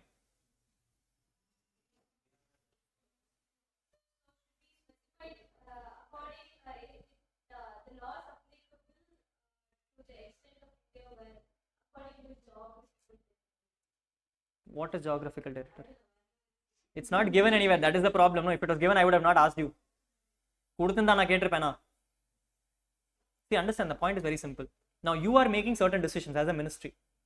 Some people are coming and saying, Rahul, underground should also be covered. What is your responsibility now? To ensure that that is mentioned. If you mention, I cannot dispute. If you don't mention is where I can Dispute. You understand what I'm saying? You understand what I'm saying? My point is very simple. Whenever you create a law, every word can be interpreted as long as it is not given. What is your job? To make sure it is given. You get my facts. Get my facts. If you think this much is enough. So right now, if you have come to this position, let's define. Shall we define India? Yes, let's define India. India means the land mass. You want this or don't want this? You want it? Hey, hello, you want it or don't want it? You want it. Okay, great. You want this property, not property? Vana. Sure. No one wants it? No one wants it? Your choice, you are the ministry. I am not questioning. No? What if I make this land at 100 nautical miles? Then you want it? If the land is here? That also you don't want. 10 nautical miles? Give me a number, ballpark number. Ballpark number. See, my thought is if you give me a random number, then the problem comes is after India, here you have your Bay of Bengal and Indian Ocean also. Yes, if you come and tell me a ballpark number which is not covering Indian Ocean, what will happen? You are itself coming and telling me that a part of Indian Ocean is international waters. If you come and tell me that a part of Indian Ocean is international waters, what will happen? What will happen? You are losing your own land. You are using your own land. Yes or no? Do you want to lose your land? No. You want to keep a control over things? Yes. So you need to have an analysis to things. You cannot just like that throw a number. It has to be some research done. Yes. Now, technically, as per the research which has happened in India, 200 nautical miles is what is approved. 200 nautical miles is what is approved. We call them as territorial waters. We call them as territorial waters up to 20 nautical miles. Up to, so from the land shore till 20 nautical miles is called as territorial waters. Is called as territorial waters.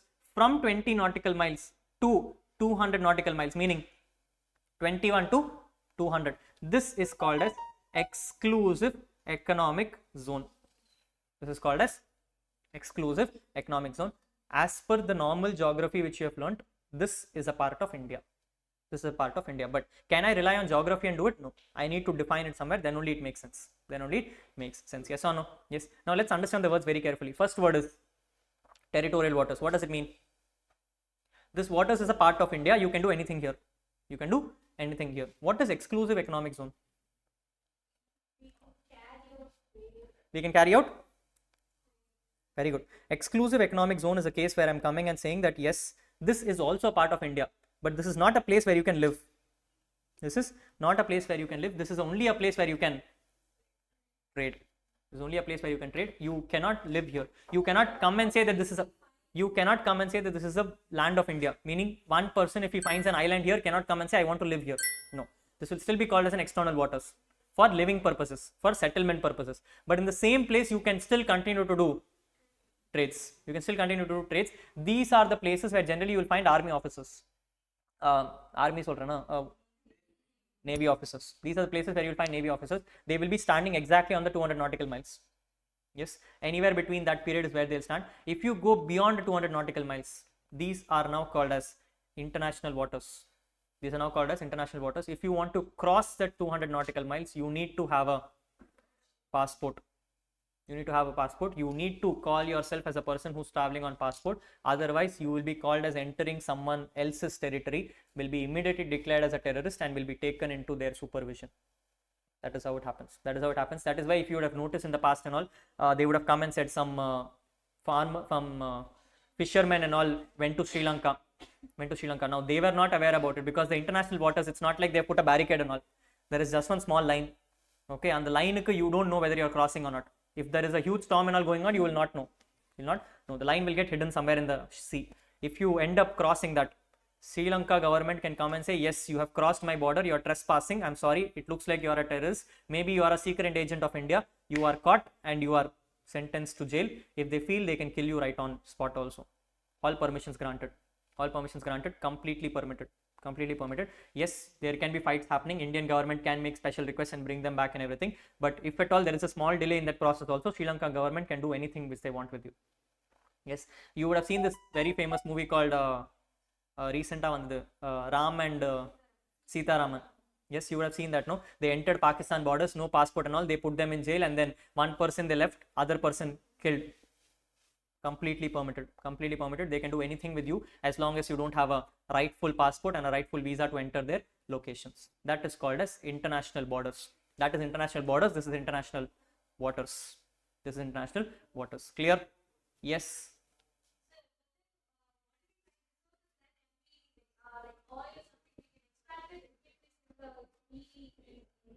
That's what I said, no? It's exclusive economic zone. You can do all trades. Extraction and all is permitted because it's a trading area. You cannot live there. The Navy officers will not permit you to live there. Okay? Okay? Yes, yes, yes. I'll help you with the C part. I'll help you with the C part. My C part is very simple. If I have to define India, I will come and say definition of India means land of.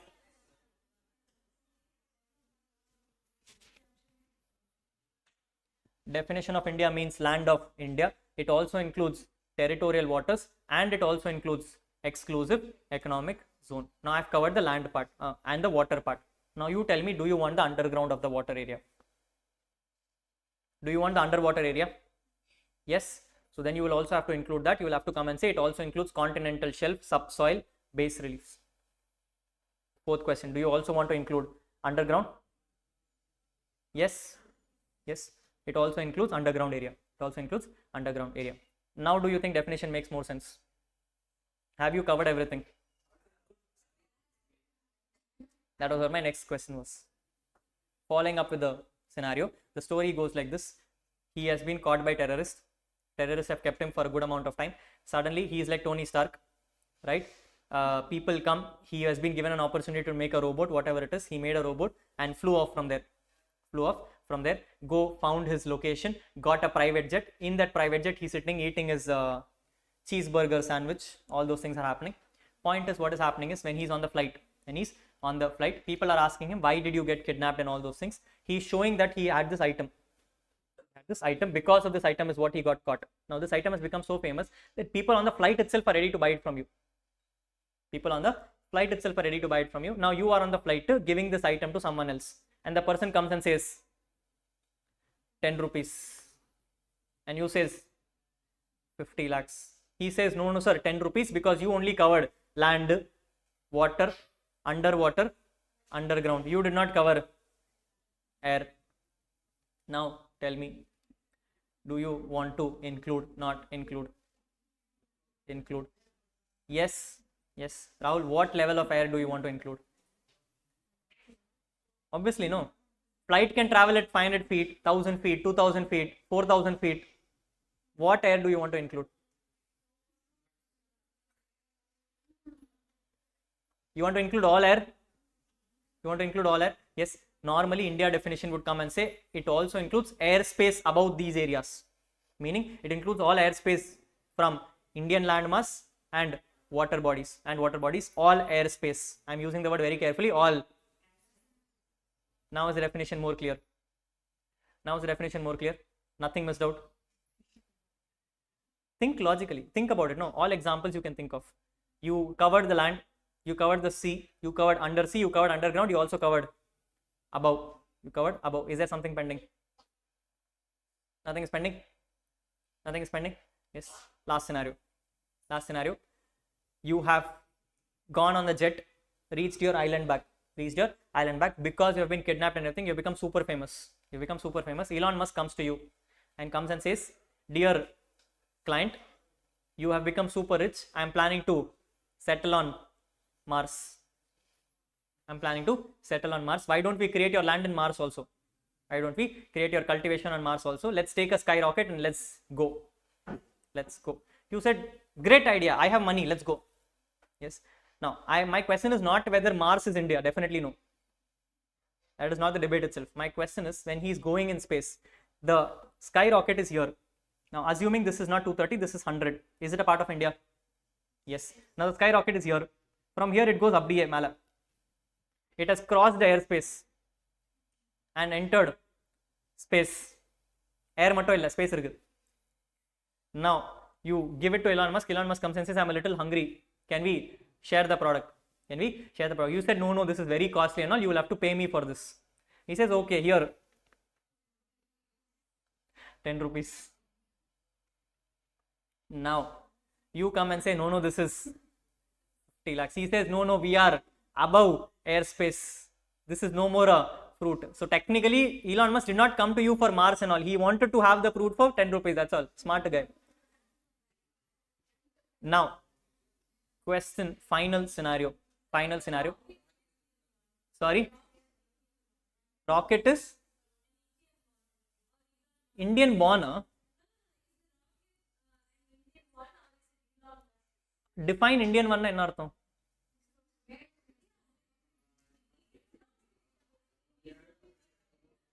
It belongs to no one because Elon Musk and Rahul are the ones who are flying the rocket. So it's neither made by NASA, it's neither made by ISRO. It's made by Elon Musk. They have no SpaceX. It's made by SpaceX. My question is very simple. You are right now in a rocket above airspace. Only space. Does this act apply? No. Should it apply? No. Should not apply. See, here you have to be logical. If you come and say, Rahul, it should apply. Now that the problem starts. If you say, Rahul, it should apply, then you will come and say, galaxy above India. That's a different gambit altogether. That cannot happen because every time you go to the galaxy, the India is also revolving. Yes, today you may go straight. You may stay there for one day. What will happen? By the time you come to one day, you come down the same place, it will be China. Because Earth is revolving. In that case, is it practically possible for you to cover galaxy? No. In that case, if you end up covering galaxy, you will come and say the whole galaxy is India's only. Then Modi Sarkar will come and say, Nanda ellame jeicha. And the Miss Universe no solvangale adan. He will become government of universe. And the level ku poidum. My question is, should you practically cover that now? No, you should not practically cover it. Yes or no? Yes. You understand where we are. We have not even started the act. நாங்க இப்போ section 1 தான் படிச்சோம். அந்த section 1ல ஒரே ஒரு word படிச்சோம், அந்த வேர்டுக்கு போச்சு. Problem is, if it is not defined, it is not right. If it is not defined, it is not right. What do you want to define now? You want to define India. Question is, Rahul, where do you define? Generally in any act, section number 2 will always be a definition section. Section 2 is defined in any act to be a definition section only, which means if you want to put definitions under an act, it will only be a part of section 2. Is that understanding right? It's not. If you think that Rahul definitions will only be a part of section 2, the understanding there itself is wrong. Here is where you have to ask yourself a next question. Rahul, what do you want to define? India. You want to define India. Question is, Rahul, do you want to define India for the whole fruit act, or do you want to define it only for a specific scenario? Do you want to define India for the whole fruit act, or do you want to only define it for a specific scenario? If you want to define it for the whole act, does it make sense to put it in every section? No. In that case, it makes sense to put it in section number 2. What I'm trying to tell you is, going forward, if you want to define something, you have to ask yourself a question, Rahul, what is this definition applicable to? Is it applicable to a special scenario? Is it applicable to a special act? Or is it applicable to everything? If you tell me that, Rahul, it is applicable to a special scenario, can you put it in section number 2? You can't. Because what will happen? The moment you put it in section number 2, everywhere you see this word, that is what the meaning is. Yes or no? I'm saying, Rahul, if it is not to be a special scenario, it has to be a generic case for the whole act. In that case, you'll put it in section number 2. Makes sense? I'll give you a simple example. When we read income tax, I will keep on asking you one simple question. Tell me, what is a family? Tell me. I asked this question in foundation also, I remember. My question is very simple. What is a family? What do you think is a family? All related by, see, technically if you think about it, Adam and Eve lende nee dhaan vanda. So you're all related by blood from all ancestors level. Appadi paatha yaar kuda kalyanam aaga mudiyadu. Yes. In all practical sense, you're all related by blood only. Just the DNA will not match. You see where the problem is? See where the problem is? See, I'm not telling you family cannot be defined. I'm telling you for every person, family is different. Income tax also has the same logic. Income tax will come and say when you're taking a life insurance, you would not like to call your parent as a family. Think about it. Think about it. When you're taking a life insurance, you would not like to call your parent as a family. Why? He's right. He's right. Think about it. This is India. If you are given the liberty to take a life insurance on your parent, you may be a good child. But in all 99% of the cases, what will happen? You will take a life insurance and the next person who's killed them is you only. Because at the end of the day, you want the insurance money, yes or no? Their income tax came and said, boss, life insurance, I cannot approve on parent. So which means for a family, even though your parent may be a family, but for that section, it is not. Makes sense. Either if it is medical insurance, would you like to cover your family also? Yes, you would like to cover your parents also, because if you are giving medical insurance for parents, that's a good thing. There is no benefit which is going to come out of you. There they will come and say, yes, family includes parent also. You see what I'm saying? My point is, in this case, can you define that family in section number 2? No. You can only define that as in the respective section. Agreed, not agreed? Agreed? Yes. So every time you see a definition, you need to ask yourself a very simple question. Where is the definition? Is the definition under a specific section? If you say yes, I will say then it is only applicable to that section. You cannot take it as a reference for anything else. You cannot take it as reference for anything else. Even if the same word comes in a different section, you cannot use it. They will say it is not applicable. If you say it is in section number 2, then you will come and say the definition is applicable for whole act. It is applicable for whole act. Clear, not clear? Hello? Yes. Now, assume you are also human. Errors are possible. You forgot to define something. You have not even put it in a section. You have not even put it in section number 2. But confusion has started because you have not defined it. You need a solution. I know you can amend the law, but it will happen next year only. Right now, there is a solution to be made. What will you do? What will you do? Today, dispute has started. You need to solve the answer. What exactly does this mean? Yes or no? Yes or no? In that case, what is the best way to do? See, section la illa, 2 la kuda illa. What is the next approach? What is the next approach? You will obviously reach out to a court. You will come and say, dear court, no answers, you help me. You help me. But the court also has to find it from somewhere. What will the court do?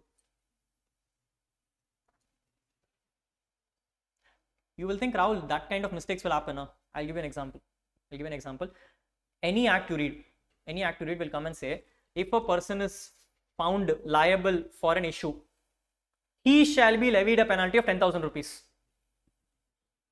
Should I repeat?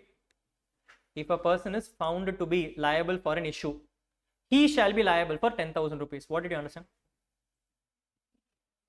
What did you understand? The moment you saw the word he, some people will come and say, Rahul, it only covers males. It happened in the past. It happened in the past where a lot of issues, females came and said, the word only says, and there is no question or doubt. There is no question or doubt. Since the word says he, it will only levy penalties on males. Females are exempt. Females can do whatever they want. Now, question to you is very simple. Should an act come and define what is he? Should an act come and define what is he? It should. It didn't. Now what? Now what? Will you come and say, yes, females, no problem. No penalties. Do whatever you want. Kill people also, it's fine. No, right? It has to come from somewhere. It has to come from somewhere. Yes. Now you come and tell where to come from now. Yes. For this, the world, India at least, has created a special act which you have as a part of your inter-syllabus. It's called as General Clauses Act. It's called as General Clauses Act. This act basically comes and says, if you have a definition which is not defined anywhere, come to me. Come to me. I will help you out. I will help you out. This General Clauses Act has one of the subclause which comes and says, wherever you see a word he under any act and that he is not defined in the act, unless it is specifically excluded in that act, it will also include she. It will also include she. So the act comes and says he includes she unless and until explicitly removed. which means if today Income Tax Act uses the word he, it is enough to go. Yes, because what will happen? Even if income tax does not define the word he, they will come and say no problem, go check Clauses Act. Clauses Act has she also, which means you are covered, you have to pay penalty. Makes sense? Makes sense. So the approach of a court is like this. They will first look at the specific section. Ange illa, they will look for section number 2. Angeyo illa, they will look for general clauses. Rahul, angeyo illa.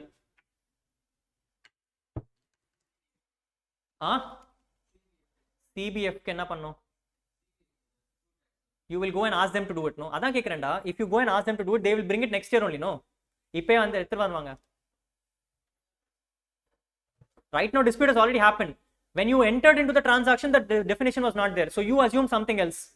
Today if you tell CBFA has to come and tell what will CBFA do, they will give it in their favor only. Do you want it in their favor? You want it in your favor, no? So will you go and approach CBFA? Obviously no. The person who's going and fighting in the court is you and CBFA only. Will you go and tell CBFA you are fighting with me in the court, you itself define? Yes or no? Yes. Understand, you are right now the judge. You had been given an opportunity to define something. You tried first finding the definition in the section, not there. Section number 2, not there. General clauses, not there. What will you do as a judge? You cannot come and say leave the case. It has to be settled. You are the judge. Sorry? How? What case loss? Very good. One would be a scenario where he would refer his older precedents. Some other court has defined something, or his predecessors have defined something. Anga papar. You are now only creating fruit act. There is no case loss. Now what to do? How? Huh? For you to sound reasonable, you have to refer something, no? Can you do it out of your head? You need some basic document, some background material which you will refer, no? Can you do it out of your head is my question. No, right? You need a background material. Generally, courts will then move to dictionaries. We have some very famous dictionaries called Black-Scholes Dictionary, Oxford Dictionary and all those things. They will start referring those dictionaries. If the word meaning is given in that dictionary, they will start using that. What is my follow-up question? Rahul, what if it is not in the dictionary also? Can it be possible? Yes, it is possible. In today's world, everything is possible. The kind of abbreviations you people use, no, cannot be defined in dictionaries also. Yes. Suddenly one day you will come and say IYK UK. And I'm like, what is IYK UK? It is if you know, you know. It is IYK, IUK. YK then, correct. Okay, fine. I'm modern, I am. Yes. Randomly one person will suddenly throw at me and come and say IYK UK. And I'm like, hey, what the hell? He's like, if you know, you know. I'm like, that is what I don't know. See, it can happen. I'll give you one example in my practical world. Okay. The example is like this. I'm currently a manager of a person, right? So he's working under me. Now what happened is one of the days he provided a document to me, and in the document mail he wrote FYR. FYR. Now you have wrote FII. FII is for your information. Adhe mari there is FIR. I looked at the document, I ignored it and I closed. Okay. Then what happened is due date came, due date lapsed. We did not file it. I went back to him and I said, why did you not file? He said, Rahul, I sent it to you, no, FIR. I'm like, okay, so what? Like FIR means for your review. So I gave it to you for review. You should have come back to me informing me there are some mistakes or it is good to proceed. Since you did not come back, I did not file. I said, I thought FIR means for your reference. Am I wrong? Is he wrong? Is it defined anywhere? What to do? You see, you are stuck. Yes. Now, the problem is company has taken a penalty. Rahul is coming and saying Rahul is not responsible because he thought it is for your reference. Meaning, he is Suma coming and saying, unukku mail potrika na paatruven. He is coming and saying, illa na pottadu for your review. Rahul solittu thiruppi vandha na file panna mudiyum. Rendu per adi vaangitom. Kadasila company is paying penalty. Company will recover from my salary only, no. Now I need to decide whether I should pay the penalty or he should pay the penalty. Who will pay? Correct, no. Correct, no. Now at this point of time, you will come and say, Rahul, let's look at the section. Illa. Let's look at section number 2. Illa. Let's look at general clauses. Illa. Let's look at dictionary. Angyo illa. Ipo enna pannu. Practical example. Superior. Nandanda. why should I take a single rupee also? நானா தப்பு பண்ணேன்? See, if you tell me who's superior, then the problem is superiority can only work in an employer-employee relationship. What if it is two business people? Same thing can happen, no? In two business scenarios, who will come and say, you'll say Ambani is superior or Apple is superior? Adanda, court will decide on whose side கேக்குறேன். டேய் எப்படி போச்சா காலி தான்டா போ. When you said case laws, it covered them also, technically. I don't think FIR is defined in any case law. Yes. At this point of time, when you have nothing left, we go by something called as customs practice. We learned it in laws. Yes, laws does not have to be defined. It can also be a customary practice. In this case, what will happen is court will then come and say, if at all I throw this FIR in the market, what is the general understanding? If the general understanding comes out as for your reference, Rahul is right. But if it comes out as for your review, Rahul is wrong. Custom practice. In all practical sense, what will happen is courts will then go and do a custom practice. That is how it will work out. Yes, I'll give you a very simple thought. We have a definition in income tax called as fees for technical service. What service? Fees for technical service. Meaning in technical service provide panna unakku fees. Question is, what is technical service?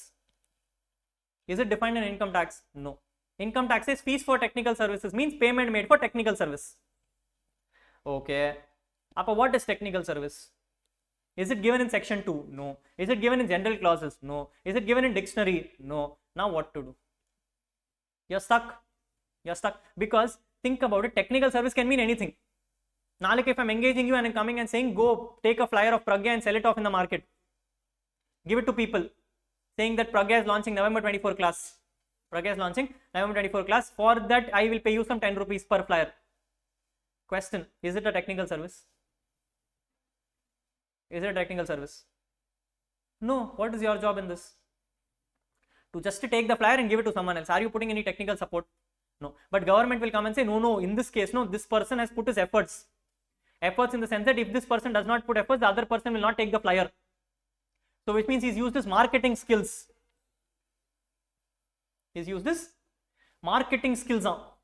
என்ன marketing skill flyer கொடுக்கிறதுக்கு தெரியல இருக்கு. உனக்கு என்ன பிரச்சனை? கொடுத்துருக்காங்களா? இல்ல அப்புறம் என்ன? Yes, government will come and say they have used this marketing skills. Marketing skill வச்சுட்டு ஃப்ளையர் கொடுத்துருக்காரு, அதனால தான் அவன் ஃப்ளையர் வாங்கியிருக்காரு. இல்லைன்னா he would have thrown the flyer away. No, that is why this is a technical service. சம்பந்தம் இருக்கா? When nothing is defined, everyone can play. Even you can play, even they can play. That is what the beauty of act is. That is why I told you, when you create an act, let's be clear what we are defining. Right now we are defining India. Yes, now I told you, you want definition of India in section 2. So what I'm going to section 2. Now in the section 2, generally my question is, if you want to define India, will you put it as A itself? Sequence up over? No. To make it more simpler and easier for people to identify which definition you have to look at, generally any act will have definitions in alphabetical orders. That is what the idea is. Illana enna agum, as in when you keep thinking of a definition, if you put A, B, C, D and all, it become a problem for people to search later.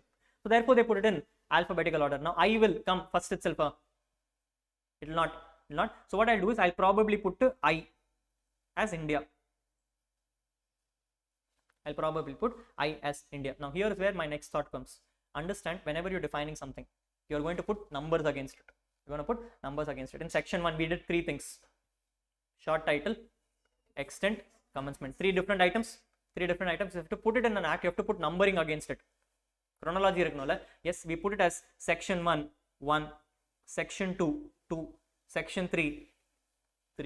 Section 1, section 1, 2, section 1, 3. Now read it and tell me how do you read it? Section 1, subsection 2, subsection 1. Great. Now tell me, what is section 2? Section 2. This is I, by the way, in case my handwriting is not clear. This is section 2. Subclause. Edutone subclause. What is the section 2? Subsection 1 illa illa. Na podave illiya, naan potana. This is section 2. Hey, try something, ma. You are only creating the law. You itself don't know.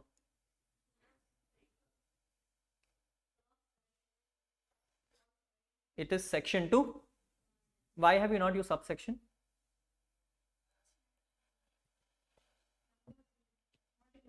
Numbers illanala prachana. Okay. I'm going to income tax. And there is something called as section 6. Oh no, maybe the better one is section 10. The better one is section 10. Section 10 is an exemption section. What section? Meaning items which are not going to be taxed are mentioned in section 10. Yes. Now in this they come and say section 10(1) is agriculture income. Pace nola. Did we speak? We told no. Section 10(1) is agriculture income. Where we came and said agriculture income earn panna, income tax will not levy taxes. State poi levy pannu. So section 10 subsection 1 comes and says it is.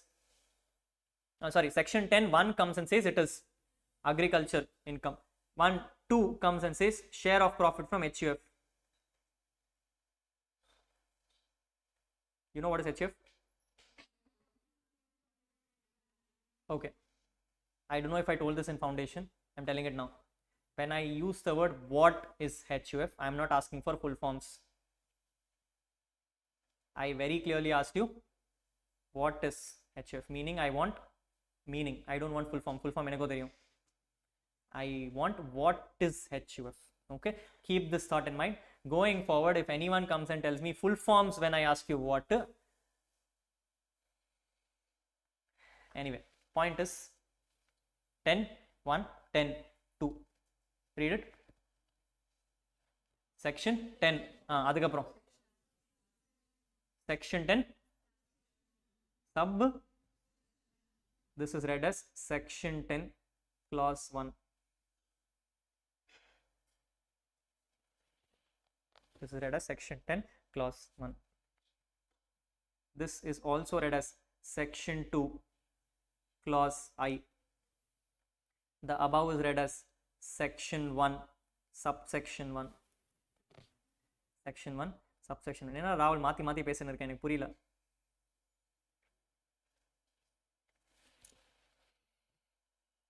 What is the idea? What is the idea? Very good. Very good. Understand, when you use the word subsection, it means it is a sub part of the same section, which means it should be linked to each other. It should be linked to each other. In section 2, when you're defining India, you're also going to define other things. Is India linked to the other thing? Which means, is there a subsection to it?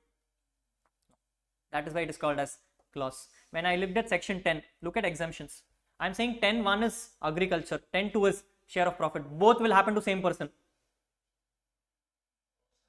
Both will happen to same person. Obviously no. Which means these are independent cases. These are independent cases. I'm putting out a list of all the independent cases and coming and saying you, these are all the independent cases, go forward and exempt if it is there. Which means, is 2 linked to 1? Which means it should be clause. Should be clause. Clear? Clear? Clear? Adhe mari, when we go to section 17, section 17 comes and talks about benefits given to employees.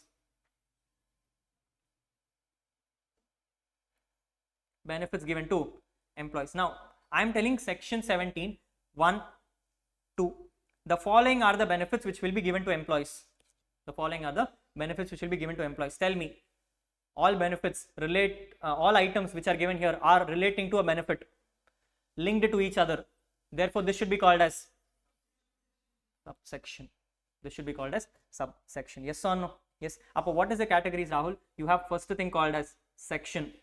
Then it is called as subsection. Then it is called as clause. Then it is called as subclause. Idukaprom, there can never be anything else. There can never be anything else. You cannot have anything under subclauses. Not there. Not there. You have to keep it till subclause only. You have to keep it till subclause only. Drafting happens in that way only.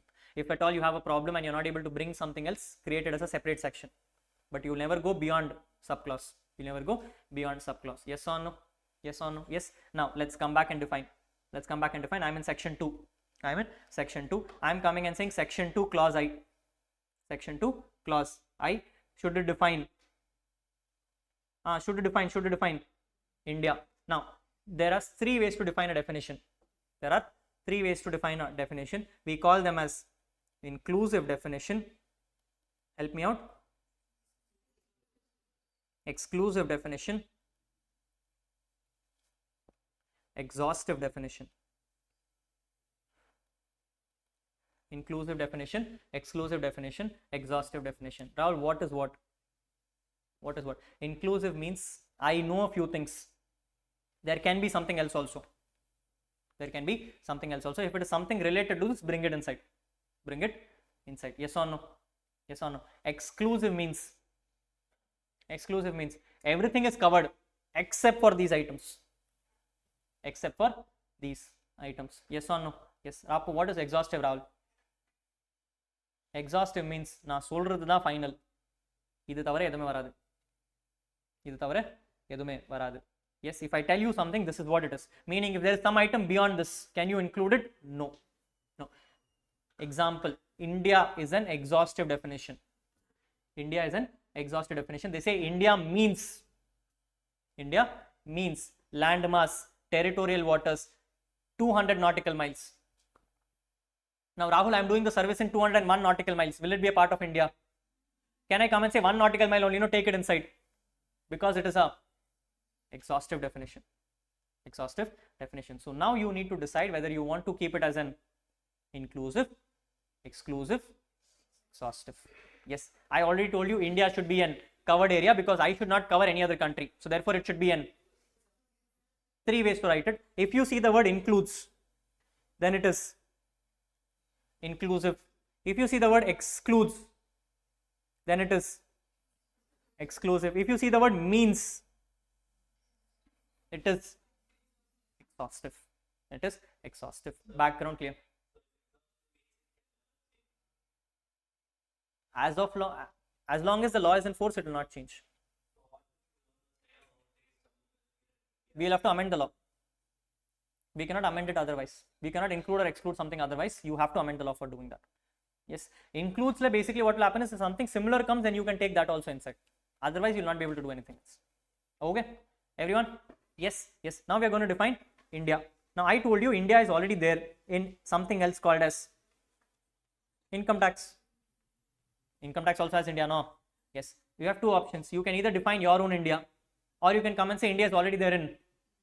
Let's go with income tax. So I can put it very simply to you. I can come and say India means India.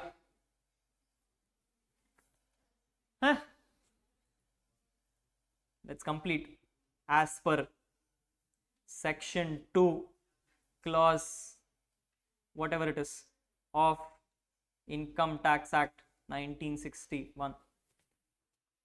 Now this is the best way to do it. This is the best way to do it because think about it logically. Think about it logically. If you put a definition of India here and tomorrow, like he said, what happens is China takes over. China takes over. What is the problem with you? The problem is you will now have to go to every act and change it. In this, what will happen? You only have to change India in Income Tax Act. The moment you change in Income Tax Act, it is automatically considered in Fruit Act also. Looks more sensible. Looks more sensible. Yes. Keep it simple. Keep it simple. Let's not complicate life. The problem with complicating life happens is there is no harm and doubts in you putting it here also. But the problem is if one small word also is different from your act and Income Tax Act, people will play around then. You miss one S also, no, it is gone case. It is a gone case. CS will come and say, sir, Fruit Act is missing an S. That is not missing an S, which means that is covering everyone. This is covering only this much. We can. One S can also make an impact. Be very careful. Be very careful. Be very cautious about how you define things. Okay. Be smart about it. That is how definitions are made. Clear? Clear? Hello? Yes. So we have done section number 1 and then put one definition in section number 2. Is the act complete? Is the act complete? No. What is missing in this act? Everything is missing only. What have you created this act for? To define what is a fruit.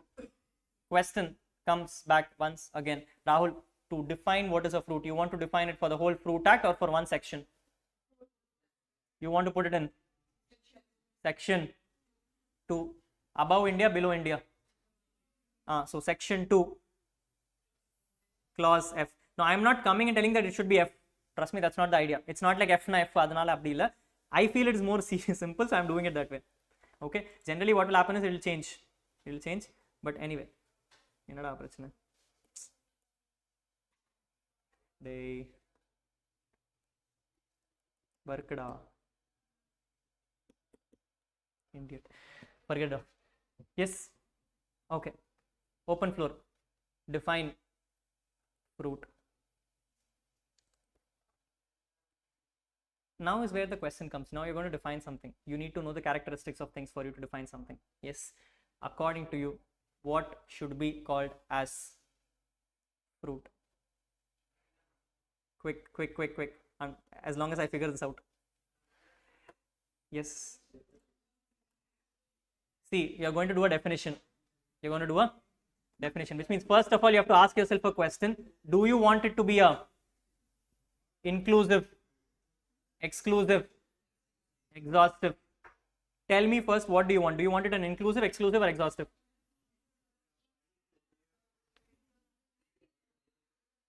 Sorry? You want to be it exhaustive? If you're going to put it as exhaustive, it means that you will have to, if you want to put it as exhaustive, it means you have to give all the list of fruits. If anything new comes, it is not covered then. You want to make it exhaustive? Let's make it. Okay, great. So I am saying fruit, you said includes.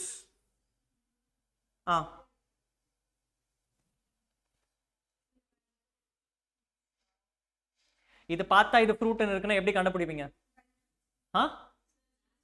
Should be sweet. ripe இல்லனா fruit இல்ல. Sure. சாப்பிட மாட்டே ripe இல்லனா. See, if it is not ripe, will you not eat it, or is it not a fruit itself?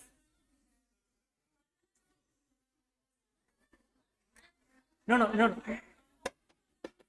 Listen.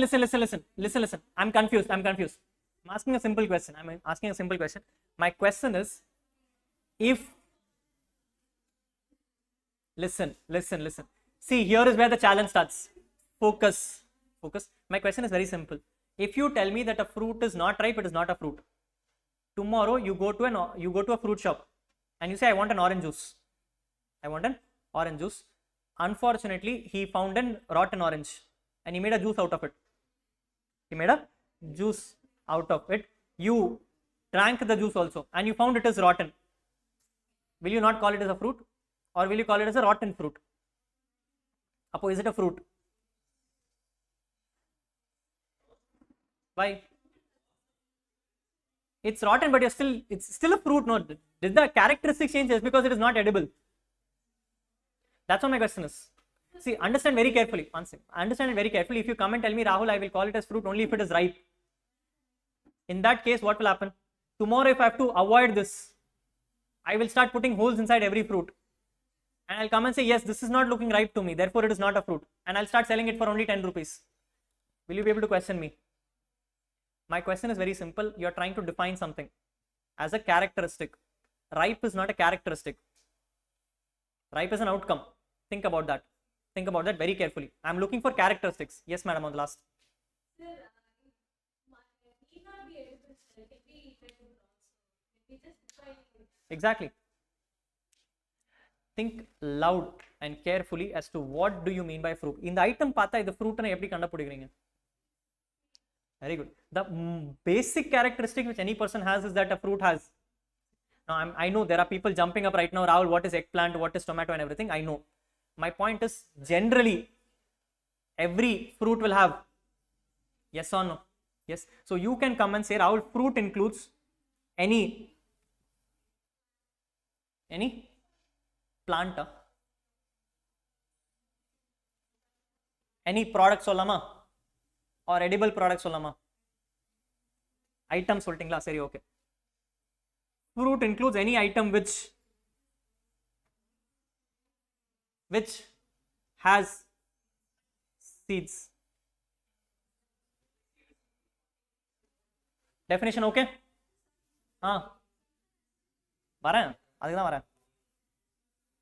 See, you are telling me fruit means any item which has seeds. Definition okay for everyone? Definition okay? I'll put certain questions to you. Tell me whether it's a fruit or not. Not logically as per the act. What is incomplete? What extra do you want to add? Change it. If you want to change it, change it. நீங்க தான் draft பண்ணணும். குயிக்கா change பண்ணுங்க. Change it ma quickly. Which what fruit includes any item which has seeds and grows on trees.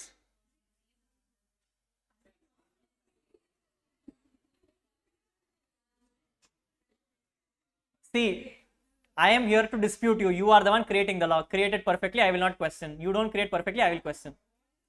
If you think something is incomplete, fill it off for me quickly. Hey, we are out of time. We are out of time. Quickly, quickly, quickly. Is the definition complete? You want to change? Change it. What do you want to change? Which item do you? What item do you want to change? Item தவிர வேற word சொன்னோம். சரி, சொல்லு. சரி. Okay, that was my question. That was my question. Outcome of a, what is outcome of a plant? Plant la irundhu vandha fruit.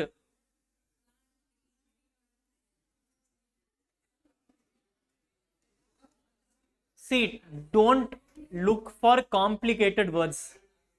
You start looking for complicated words, my problem will start there only. Then I will come and ask you, what is that word? Adukku or thaniya definition podnom appo. Don't look for complicated words. I'll make it very clear to you. Look for simple words which general clauses will have. If you don't have a general clauses definition, then you are screwed. You have to put another definition for that itself. Keep it simple.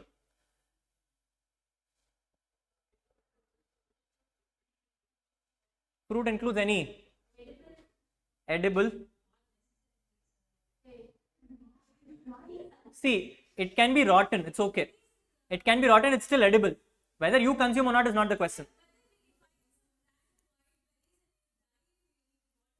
It's still edible. No, you can eat it. No. My problem is not that you will die out of it. My problem is, can you eat it?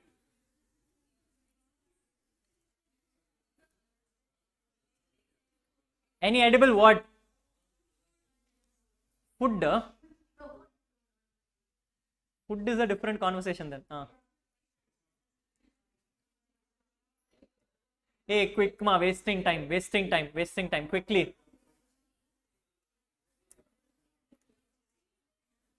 Sure. Hey, close the definition. Any questions? Wait, அப்படியே இருக்குது, இங்க இருக்கு.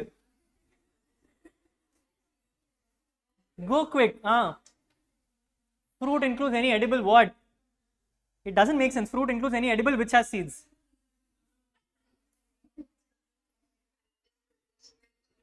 Edible produce is a very good word. Nice. Fruit includes any edible produce which has seeds. Makes sense. I'm not using any complicated English also. Simple English I'm using. Produce is a common definition. Yes. So I'm using any edible produce which has seeds. Yes. Yes. Unless removed from the produce, no? If it is removed, it's not a fruit, is it? What? So then you have to make it clear like this. Which naturally grows with seed na podlama? Pineapple has seeds.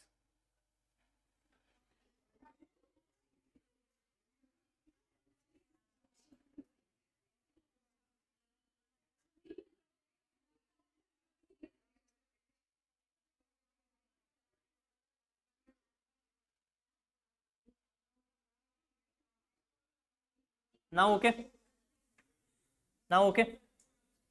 Fruit includes any edible produce which naturally has seeds without any human intervention. Now it looks like something complete. Yes. Any concerns? No concerns. Happy with the definition? Hey, you are the ministry. I am the disputer. Don't dispute me. You have a problem, you change the law. Don't come and dispute it. Where else will it come from? Then what? Yes, ma.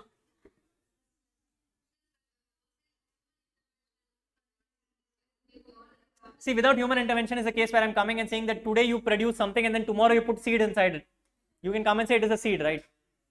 I use this example normally in my previous classes. They never use this word without human intervention. I ask the simple question. Tomorrow you go and kill a hen and make chicken out of it. And make chicken out of it. And then inside the chicken you put some fruits you put. You took a chicken and you put some fruits inside it and you came and said this chicken has fruits now, seeds now. You did it or the fruit had it? So therefore I put without human intervention, meaning I am coming and saying I should not be the person who's putting inside seeds. It should come naturally. It should come naturally. Makes sense?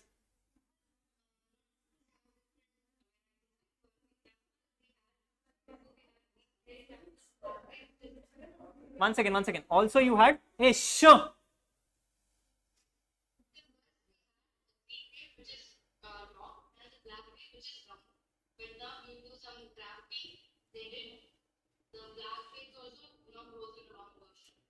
So you did a hybrid fruit. It is, which is where we'll come to the next part. Okay. See, right now, my question is the definition to a certain extent satisfactory? We will have to make adjustments. There is no doubts about it. But is the adjustments right now? How? No, one second. Tell me how. No, so you also eat fruits.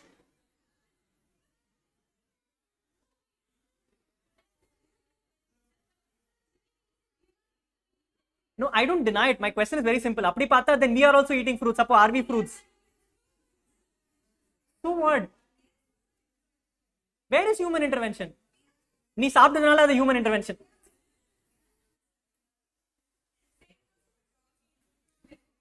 See, my point is very simple. You have to understand a little bit of science also, right? Eating fruits will not get you seeds, right? Eating fruits, your stomach has hydrochloric acid, will automatically digest the seeds off, right? In all practical sense, you are not growing with seeds. Yes, we have come and said no, which naturally has seeds. It naturally does not have seeds. Right? See, some things can be disputed. I don't deny it. My point is very simple. If you have a problem, you want to dispute, you are the lawmaker, change the law. I am the interpreter here. You are not the interpreter. Don't dispute me. You come and change it if you want. Right? If you cannot change it, then sit silent. Simple. Me, no, I think this is fine. Because without intervention, nanda potta. If I had not put it, then I had a dispute. Nanda potta. Yes. Now my point is very simple. See, right now, definition looks somewhat complete. Definition looks somewhat, I'm not telling it is covering everything, but it looks somewhat complete. Correct? Correct. But it still has some missouts. It still has some missouts. For example, the tomato case. The tomato case. Now you have a problem where tomato is naturally growing seeds. There is no human intervention. And the problem with you is you don't know whether it's a fruit or a vegetable, which is why we brought this act. Yes. Your intention now should be to define what do you want. Now you are the ministry, you can make a choice. You can make a choice whether you want tomato as a fruit or a... If you tell me that you want tomato as a fruit, should I change anything? Because it's already there. Which means now I'm asking you a question. Do you want tomato as a fruit or a vegetable? Everyone, align to it. Don't want to change it. No one. Okay, great. Do you want eggplant as a fruit or a vegetable? You want it as a vegetable? Right now, as per the definition, it is fruit. As per the definition, it is fruit because eggplant has seeds, which means you need to remove it now. Yes or no? Yes or no? My question is very simple. Do you want to change the definition? No. Definition looks clean. Definition, generic level is covering everything which has seeds. You have some one or two small examples which is not to be considered. Yes, which, sorry. Yes. Now, think about it. What you have done is you have defined a proper item, but there are some exceptions to it. How will you put out an exception is the question now. How will you put out an exception to it is what the question now. In general laws, if you have something and you want to put an exception to it, You want to put an exception to it. We now introduce something called as provisos. We now introduce something called as provisos. Provisos is basically an exception to the understanding. An exception to the understanding, which means as per your understanding, eggplant is a fruit. But you have now decided you don't want it as a fruit, which means you want to create an exception to the main rule. Yes or no? Yes. In this case, I will introduce something called as a proviso. I'll introduce something called as a proviso. How do you write a proviso, Rahul? Proviso is written in the first instance as provided. As the moment I use the word provided, it means it is an exception. It means it is an exception. Assuming I want to give a second exception. I want to give a second exception. This time I will use provided further. Already one exception, second exception I am bringing. If I want to use the third proviso, I will now use provided also. These are the three stages of proviso. Rahul, idhukku mela kuda or proviso potnona, tirpi provided also da.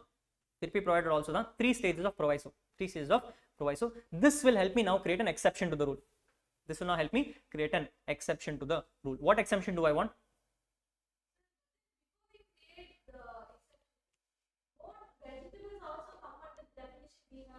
I'll come to that. I'll come to that. Yes. Now I want to create an exception. I want to create an exception. I am telling Rahul, let's make an exception. What is the exception with you? You want to tell eggplant is not a fruit. Yes. So let's put an exception where I come and say provided that what?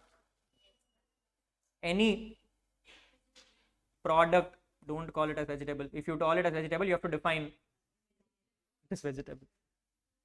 Any product which is commonly referred to as, and I'm very carefully using the word commonly referred. Now you can come and say me, Rahul, you can create hybrid and everything. That's a different story. When I'm saying commonly used, it means commonly this item should be referred to as eggplant. If it is commonly referred, then I'm considering it. If it is not commonly referred, don't come and question. So I'm saying any product which is commonly referred as what? As eggplant should be termed as, or should not be referred to as,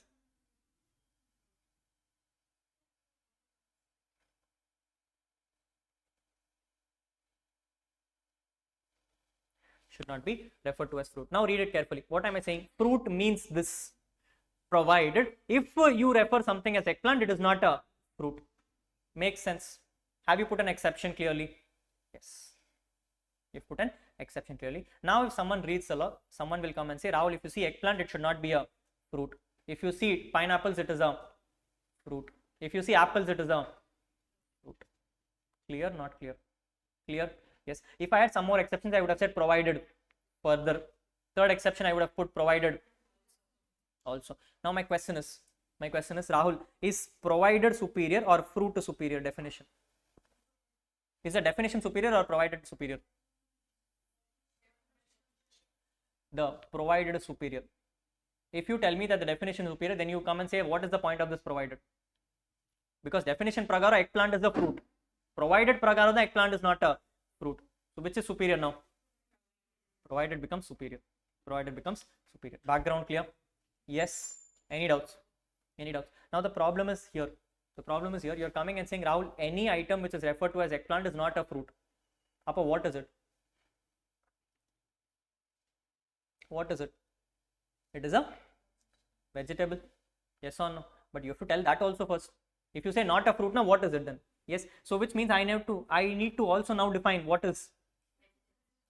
Again, it will go to section 2. Again, it will go to section 2. I am now putting a definition of vegetable as 2V. I am now putting a definition as 2V. Now, there are two ways to define this. The easy way, the complicated way. The complicated way is you come and say vegetable again. Ask yourself includes, excludes, exhaustive, and give a definition of vegetable. The problem with that, what will happen is, if you give a exhaustive definition or an inclusive definition, If you find a product which is not a fruit or a vegetable, it is gone. Yes or no? My general understanding with you is, if I tell something is not a fruit, it should automatically become a. So which means whatever is not a fruit is a. In this case, best definition to put is a exclusive definition. Best way to put it as an exclusive definition, but here I'll put a merger of both. I'll come and say vegetable means, it's an exhaustive list. Vegetable means any product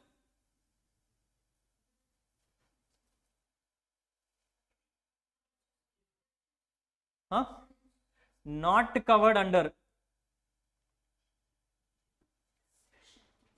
section 2 F above of the act. Any product not covered under 2F of the act. Makes sense? Makes sense. Yes. So I am coming and saying, Rahul, if it is not there in 2F, then it is a vegetable.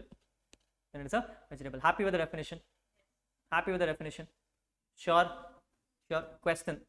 Read the act. Tell me, where does chicken fall? It falls into F. It falls into V. Why? Because you have used the word product. You have used the word product. The moment you use the word product, if it is now a chicken, it automatically falls into vegetable. Do you want it to be a vegetable? Do you want it to be a vegetable? Your choice, you only are drafting the law. I'm not drafting. If you say me yes, I leave it here itself. Yes? No? You don't want it? Don't want it? Now, here again, you can come and put a proviso. But the problem is, it's already a negative definition. The negative put a fruit la poidum. Correct? If you put a proviso to a negative definition, what will happen? It will become a fruit definition then. I don't want that. I want to simply clarify that what I've told for fruit is right. But I don't want some items to be a part of it. I don't want some items to be a part of it. Which means I want to clarify something. Correct? Not correct? Hello.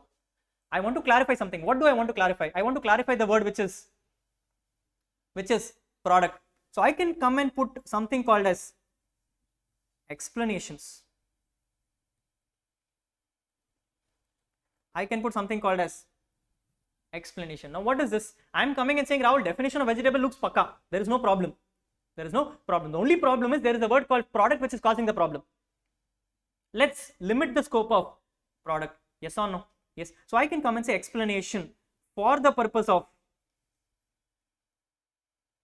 this clause. For the purpose of this clause. Product only includes plant-based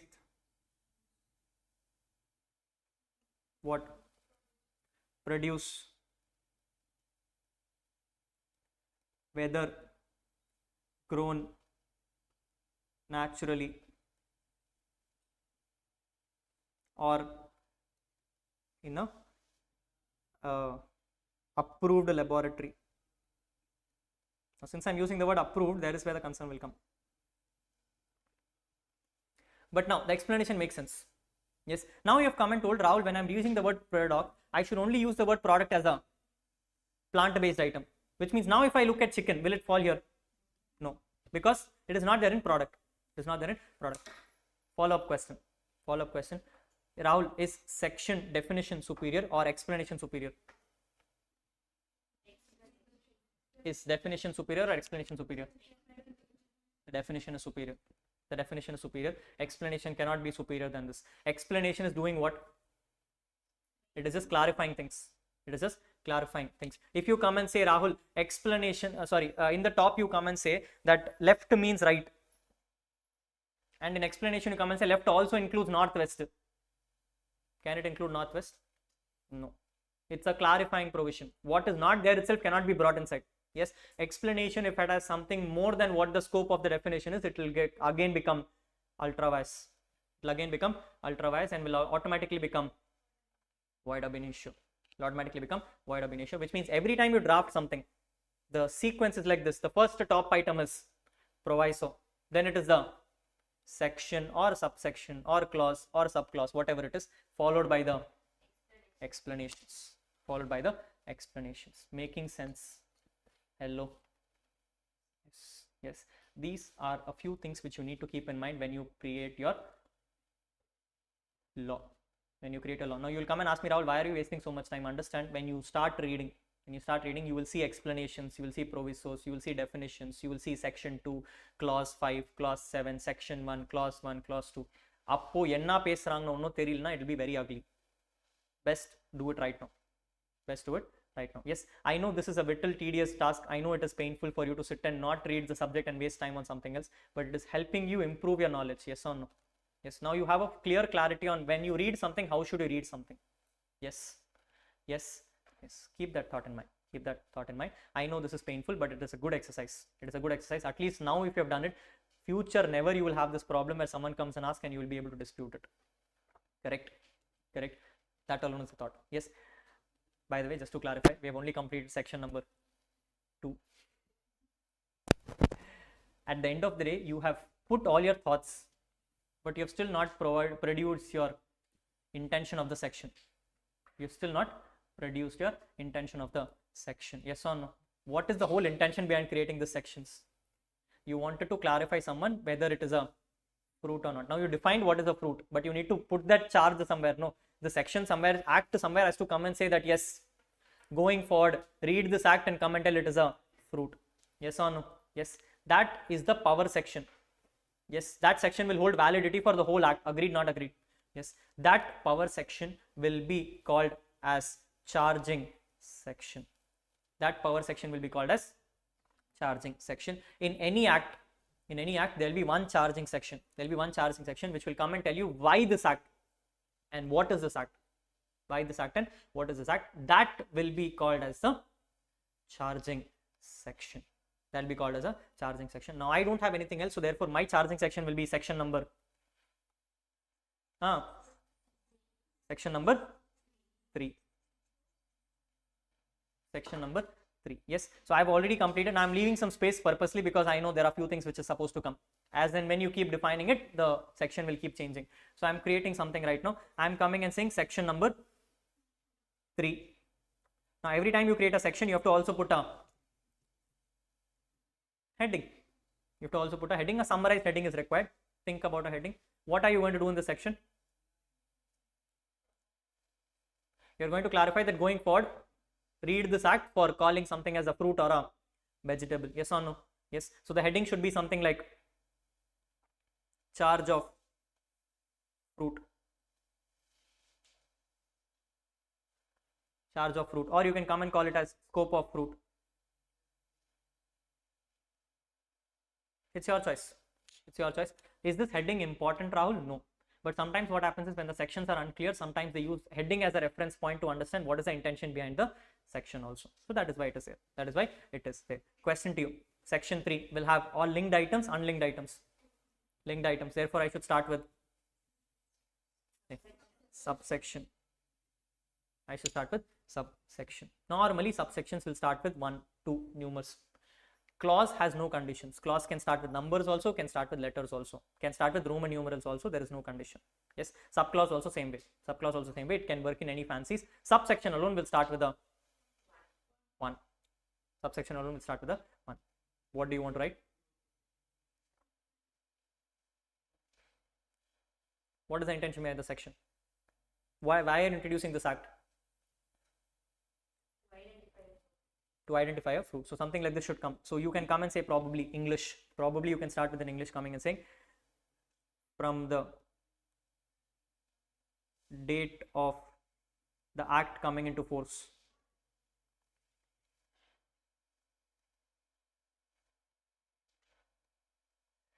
Fruit and vegetable will be governed by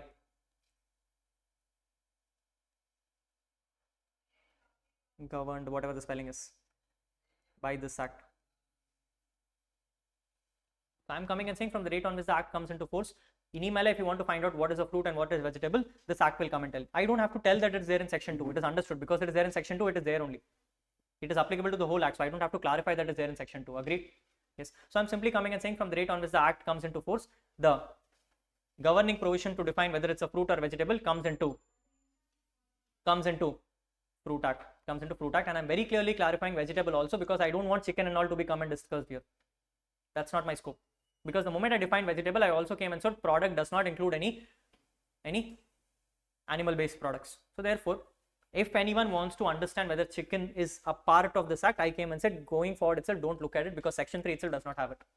Section 3 itself does not have it. Don't come and ask me questions about whether what will happen to chicken, lamb, all animal based products.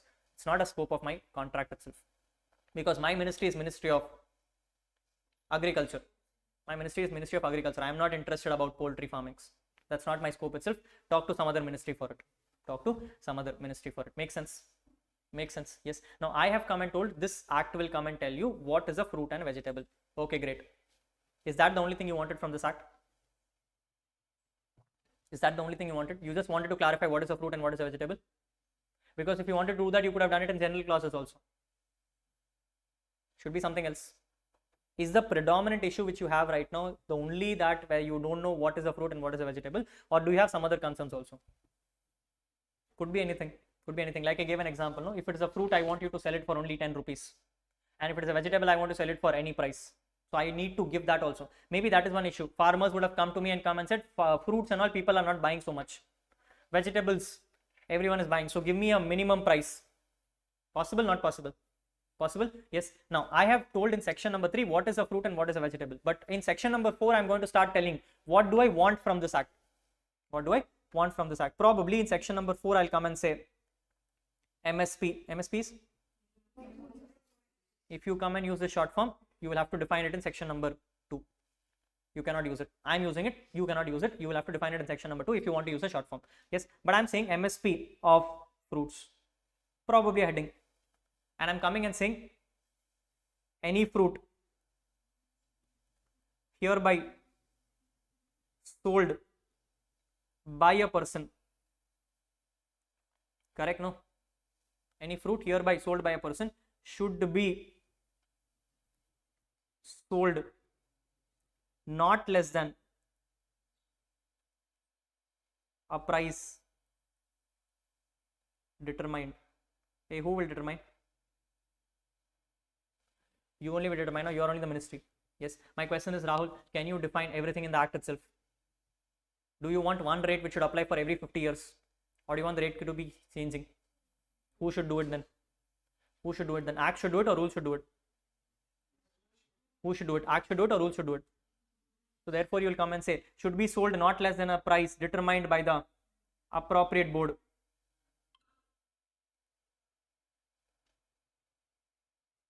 Yes or no? The moment I said by appropriate board, who is the board? You are the board. What will you do? You'll tomorrow launch something called as fruit rules. You launch something called as fruit rules. Now in that rules you will start defining, yes, if it's apple should be sold for 20 rupees. If it is vegetable should be sold for 50 rupees. If it is something should be sold for this price. If it is something it should be sold for this price.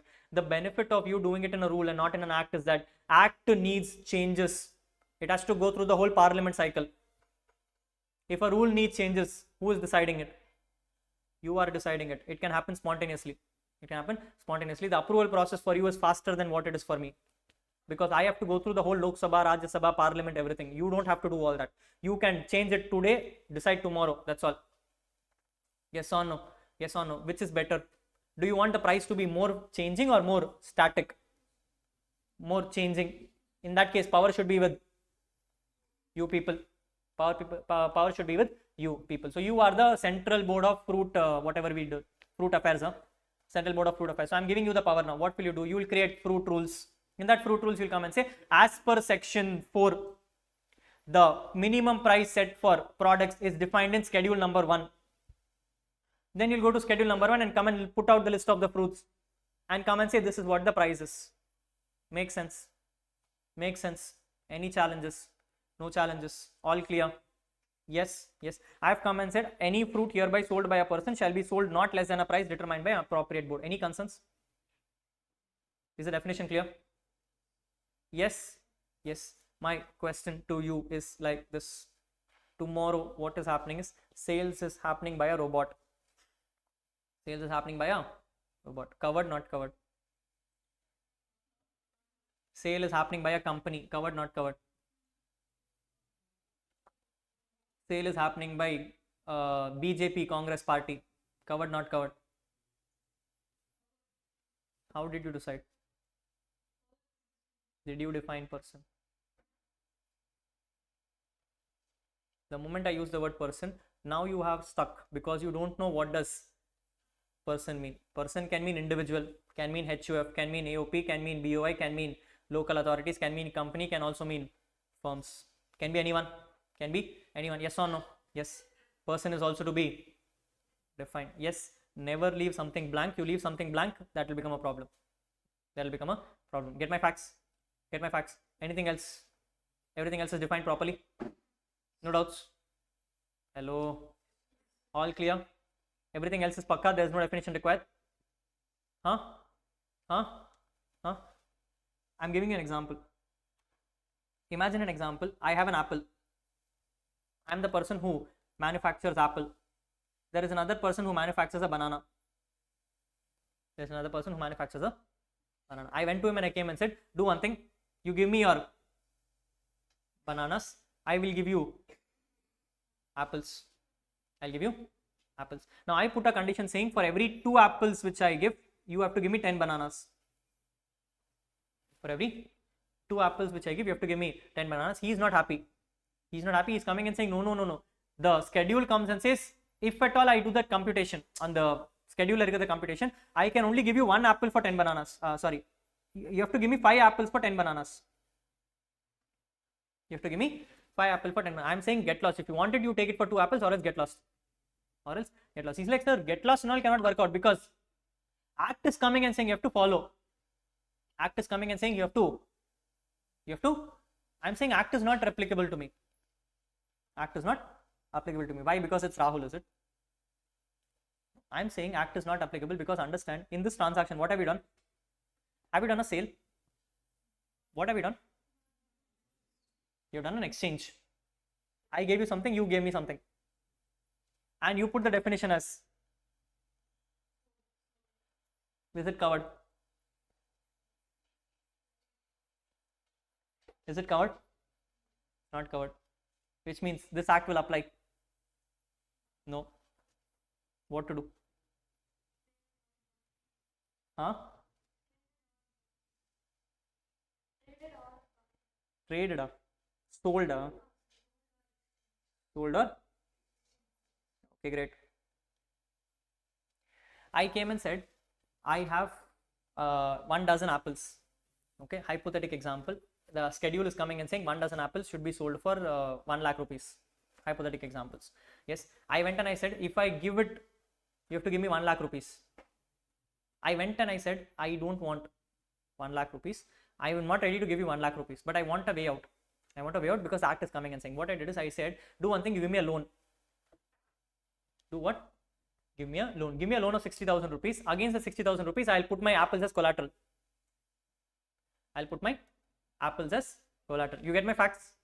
Get my facts? I gave you 60,000 rupees for putting your apple as collateral with the promise that if you don't pay me the 60,000 rupees back, I will take back your apples.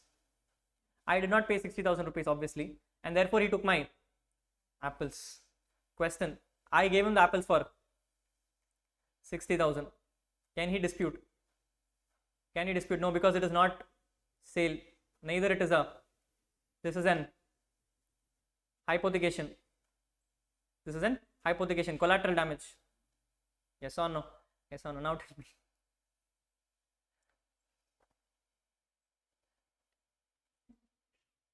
Now is the act covering it? Trust me, this is not my definition. This is not my definition. Same wordings is there in income tax. Same wordings is there in income tax. You have a very beautiful chapter in income tax called as capital gains. Called as capital gains, which comes and says if you do a transfer, if you do a sale of a capital asset, it is taxable as income. People said, okay, sale only, no. Which means if I do an exchange, no tax. And then they came and said, no, sale plus exchange. I said, okay, then I will hypothecate, no tax. He said, sir, sale, exchange, hypothecation. I'm like, okay, I will extinguish my rights. No tax. Sale, exchange, hypothecation, extinguishment. I came and said, sir, you told you will collect tax on my capital asset. I will convert my asset into stock in trade. I will convert my asset into stock in trade, then sell it to you. Now it is not capital gains. Sorry, sir. Sale, exchange, hypothecation, extinguishment, conversion. Okay. I went to him and I came and said, sir, I was running a land. Politicians came to my place and came and took over my land. Came and took over my land. They did not give me an authority itself, sir. They took over my land and they came and said, here, 1 lakh rupees for you, keep it. I wanted 10 lakhs from him. He only paid me 1 lakh. Capital gains, sir. No, because it is not a sale. Sale requires you to have a mutual consent.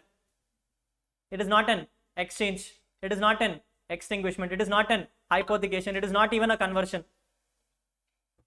Ipo poduvingla tax. Tenjada. Problem can start with the smallest of the wordings. And we'll do it. When we do capital gains, I'll tell you that background once again. Yes, problem is small word of sales can also make an impact. Small word of sales can also make an impact. Income tax at one point of time got fed up and they started using the word transfer. They started using the word. Now they said if you transfer the fruit, it is the minimum tax. Transfer means everything. Transfer means everything. See, income tax has also evolved. Yes, you also have to evolve. You also have to evolve. The smallest of the words can make an impact for you.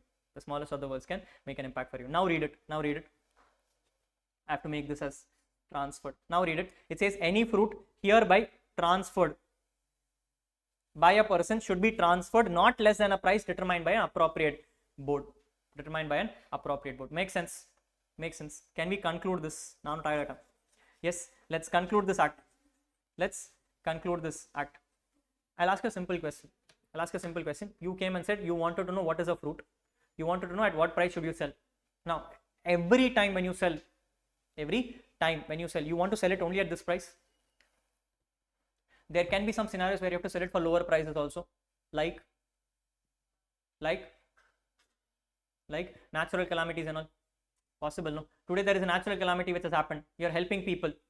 Yes, you're helping people and you're telling that because there is a natural calamity, no problem, I'll sell it for 5 rupees.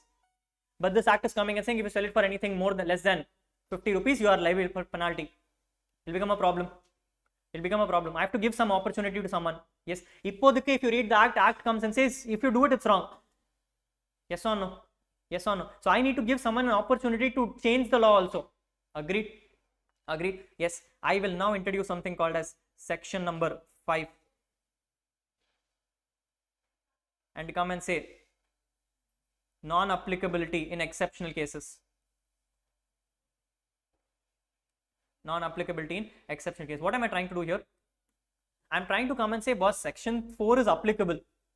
Section 4 is applicable, but there can be some scenarios where I don't want section 4 to apply. Which means section 5 should be bigger than section 4 or should be smaller than section 4? Should be bigger. Yes or no? Which means section 5 should be superior or section 4 should be superior? Section 5 should be superior. Anyone reads it should come and understand that yes, section 5 is superior than section 4. Agreed? Agreed. Now I need to clarify that somewhere. In laws, we call it as non-obstante clause. We call it as non-obstante clause. Non-obstante meaning and coming and saying that if you put a non-obstante somewhere, it means that thing becomes superior. That thing becomes superior. How do you write it? You write it by saying notwithstanding.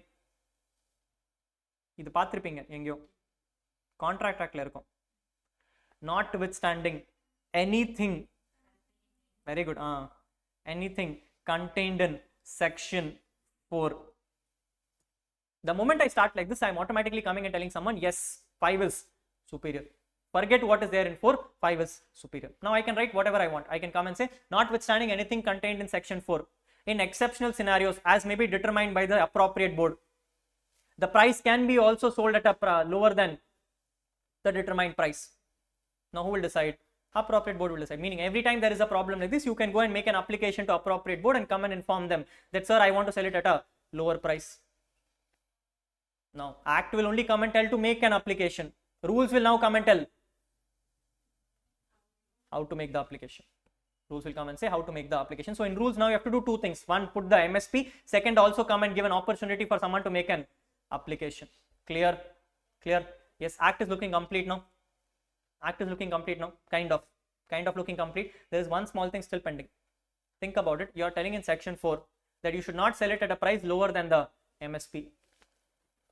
As a normal Indian, I will ask you a simple question. Na panita enna panna pora? நீ எனக்கு சொன்ன பண்ணக்கூடாது சரி நான் பண்ணிட்டேன் என்ன பண்ண போறேன்? Common question. Yes, they come and tell you that you should wear a helmet. You are never interested to wear a helmet. You will always come and ask பண்ணலன்னா என்ன ஆக போகுது? Yes or no? Yes, which means every time you create an act, something should be telling you the enforcing power also. You need to give someone a power to do something, because if you don't put that power, you will come and say, yeah, you told me to sell it, I am not interested. What is the big deal? You have to put something. What is that something? Penalty. What is that something? Penalty. So you have to also have a penalty clause. Hello. Yes. So I am going to introduce the last clause, which is section number 6.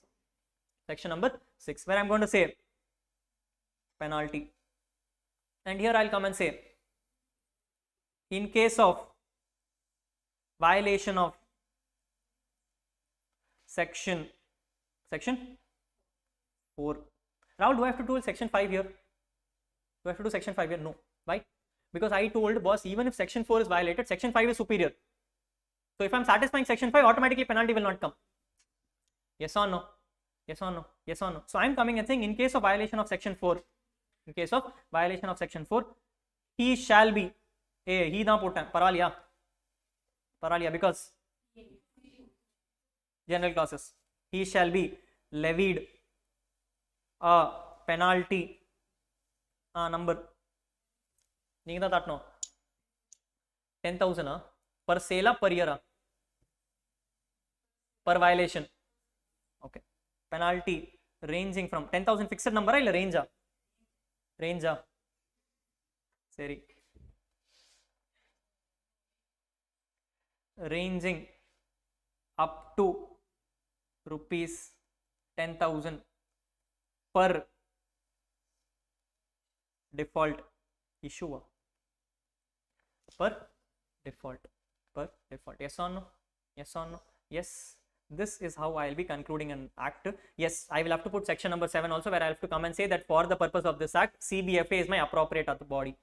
That also I'll have to come and clarify. If I do that in section 7, I'll come and say, for the purpose of this act, CBFA has been notified as my appropriate body and will act within the powers of this act.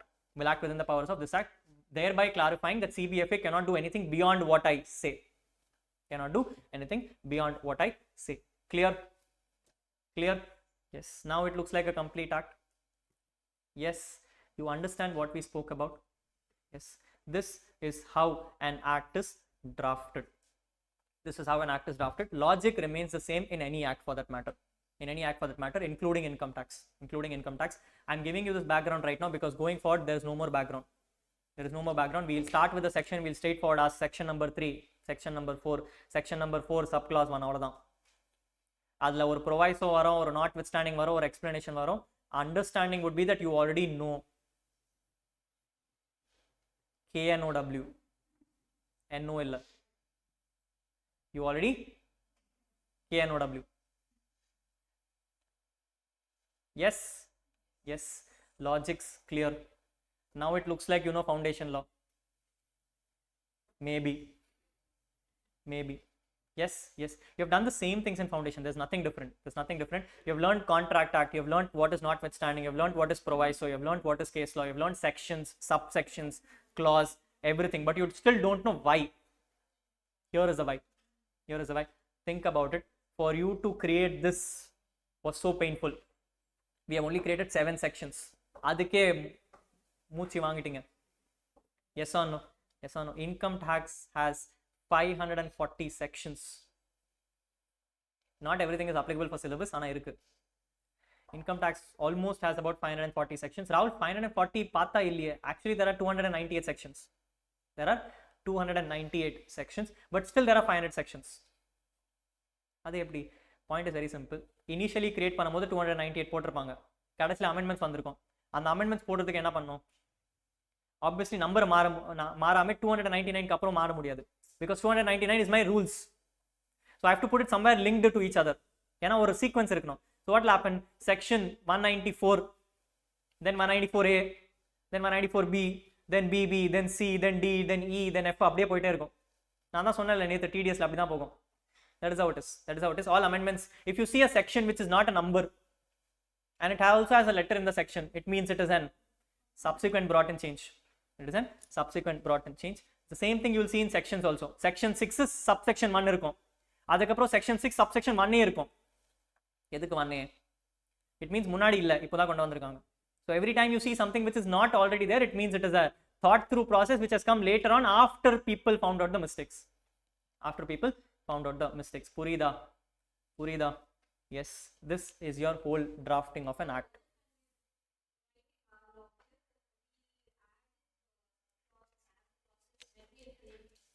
So what happens is, if you go to an income tax portal, right, and whenever there is an addition happening to it, there will be a footnote to it. If you click on that hyperlink of the footnote, it will come and clarify when it was introduced. That will be done. You cannot put it in the act itself, because then it will be, you look about 1961 case laws and all. Today, if you put everything in that same act itself, it will become very complicated to read. You need a clean act. So you have a clean act, but you'll have hyperlinks against it. You click on the hyperlink, the bottom line will come and say you when and what changes happen. That you can find. That's definitely possible. Yes. If not, then you can subscribe to some channels like Taxman. In Taxman, what will happen is, every time you have a section, you click on the section, they'll come and tell you what is the journey of it. Which Finance Act changes happen, what changes happen. You can see the whole journey. Too much of a process to understand and analyze. Not something which I would recommend, at least at inter level for some. Maybe final level, yes, we can definitely do it, but inter level, this is what it is. Yes, I wanted to give this background to you right now, because my book, please understand, 190 pages cannot be made if I put it in the proper drafting law format. If I do that, then this book is 100% not coming in 190 pages. 190 pages is made because this is given in simple English. It is given in simple English. If I have to really copy paste your whole ICI study material, then the fun is gone already. Yes, that is why I spent so much time this first 2 days, because I wanted to give you a taste of how ICI material looks like. This is how it looked like. This is the easy version of it, by the way. Yes, I will show you. As we do the classes, you will see what the complicated version of ICI is. Then I will show you what happens in my book. My point is very simple. My book will have the concise English of it. Yes, you will read the concise English along with me in order to understand the law properly. But when you write it in the exam, I am not expecting you to mug up and vomit what ICI is saying. I want you to enhance the English a little bit. Yes, like some English I'm using. See, in case of violation of section 4, he shall be levied a penalty ranging. Ranging and all is not a word you commonly use. Yes, but you get over it. You get over it. So some proper English, if you can make sense, ICI is happy with that. ICI does not want you to vomit and copy paste the same provisions, but they want a little bit of good English. Yes, don't try your WhatsApp English. Doesn't work out here. Doesn't work out here. We will do, as we complete 2 chapters, you will have a test coming in, and that time I'll tell you what kind of English you people use.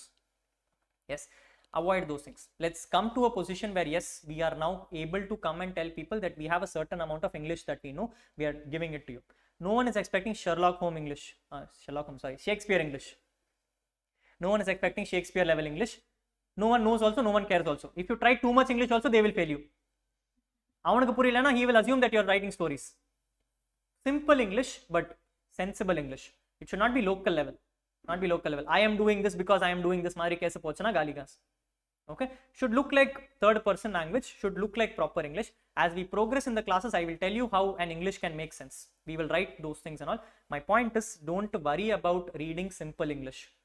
It is enough for you. It is enough for you. Don't get frightened about the fact that ICI material has proviso, subclause, adukku or clause, adukku explanation or subclause. Those things are there. It can be concised into simple English. That is what I have done. Should suffice for your exams. Definitely. Yes, I wanted to give you this background right away so that you know, if tomorrow you read from it, it should not look foreign English to you. Clear? Clear? Yes, law is making sense now. Law is making sense now. Yes, today's class done. Background over. Foundation mudinjichu. Foundation mudinjichu. Tomorrow's class, we will take a little step further. Konja foundation is pending. Konja foundation is pending. The pending part is, நீங்க act create பண்ணிட்டீங்க. ஆனா ஆக்ட்டுக்கு ஒரு சாப்பா வரணும்ல. நாளைக்கு சாப்பா போடுவோம். Yes, நாளைக்கு we will try to understand how does this act become legal. Because right now it is between you people and me.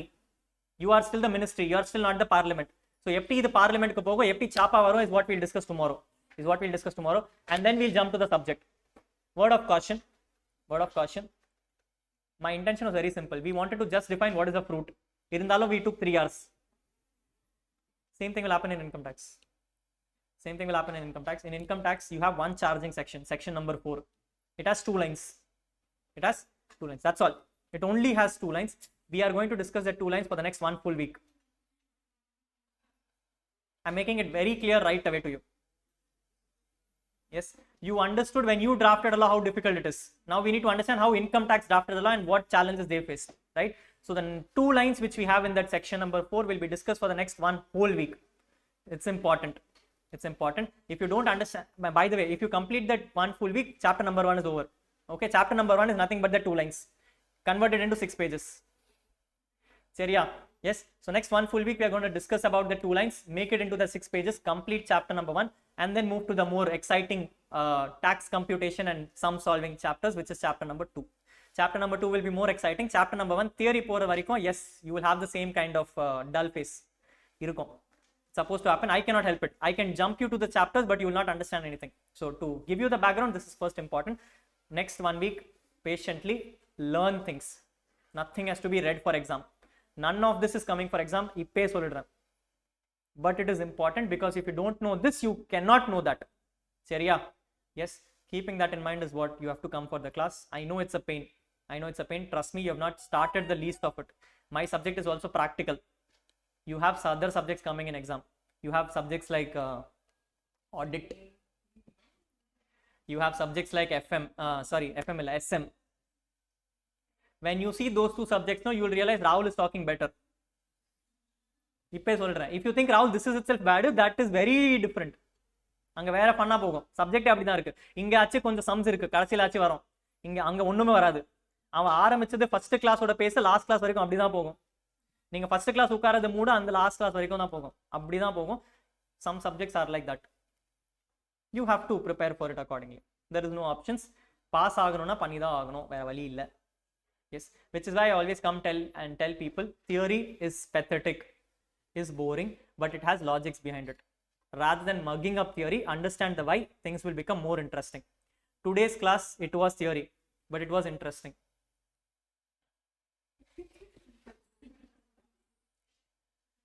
Question mark.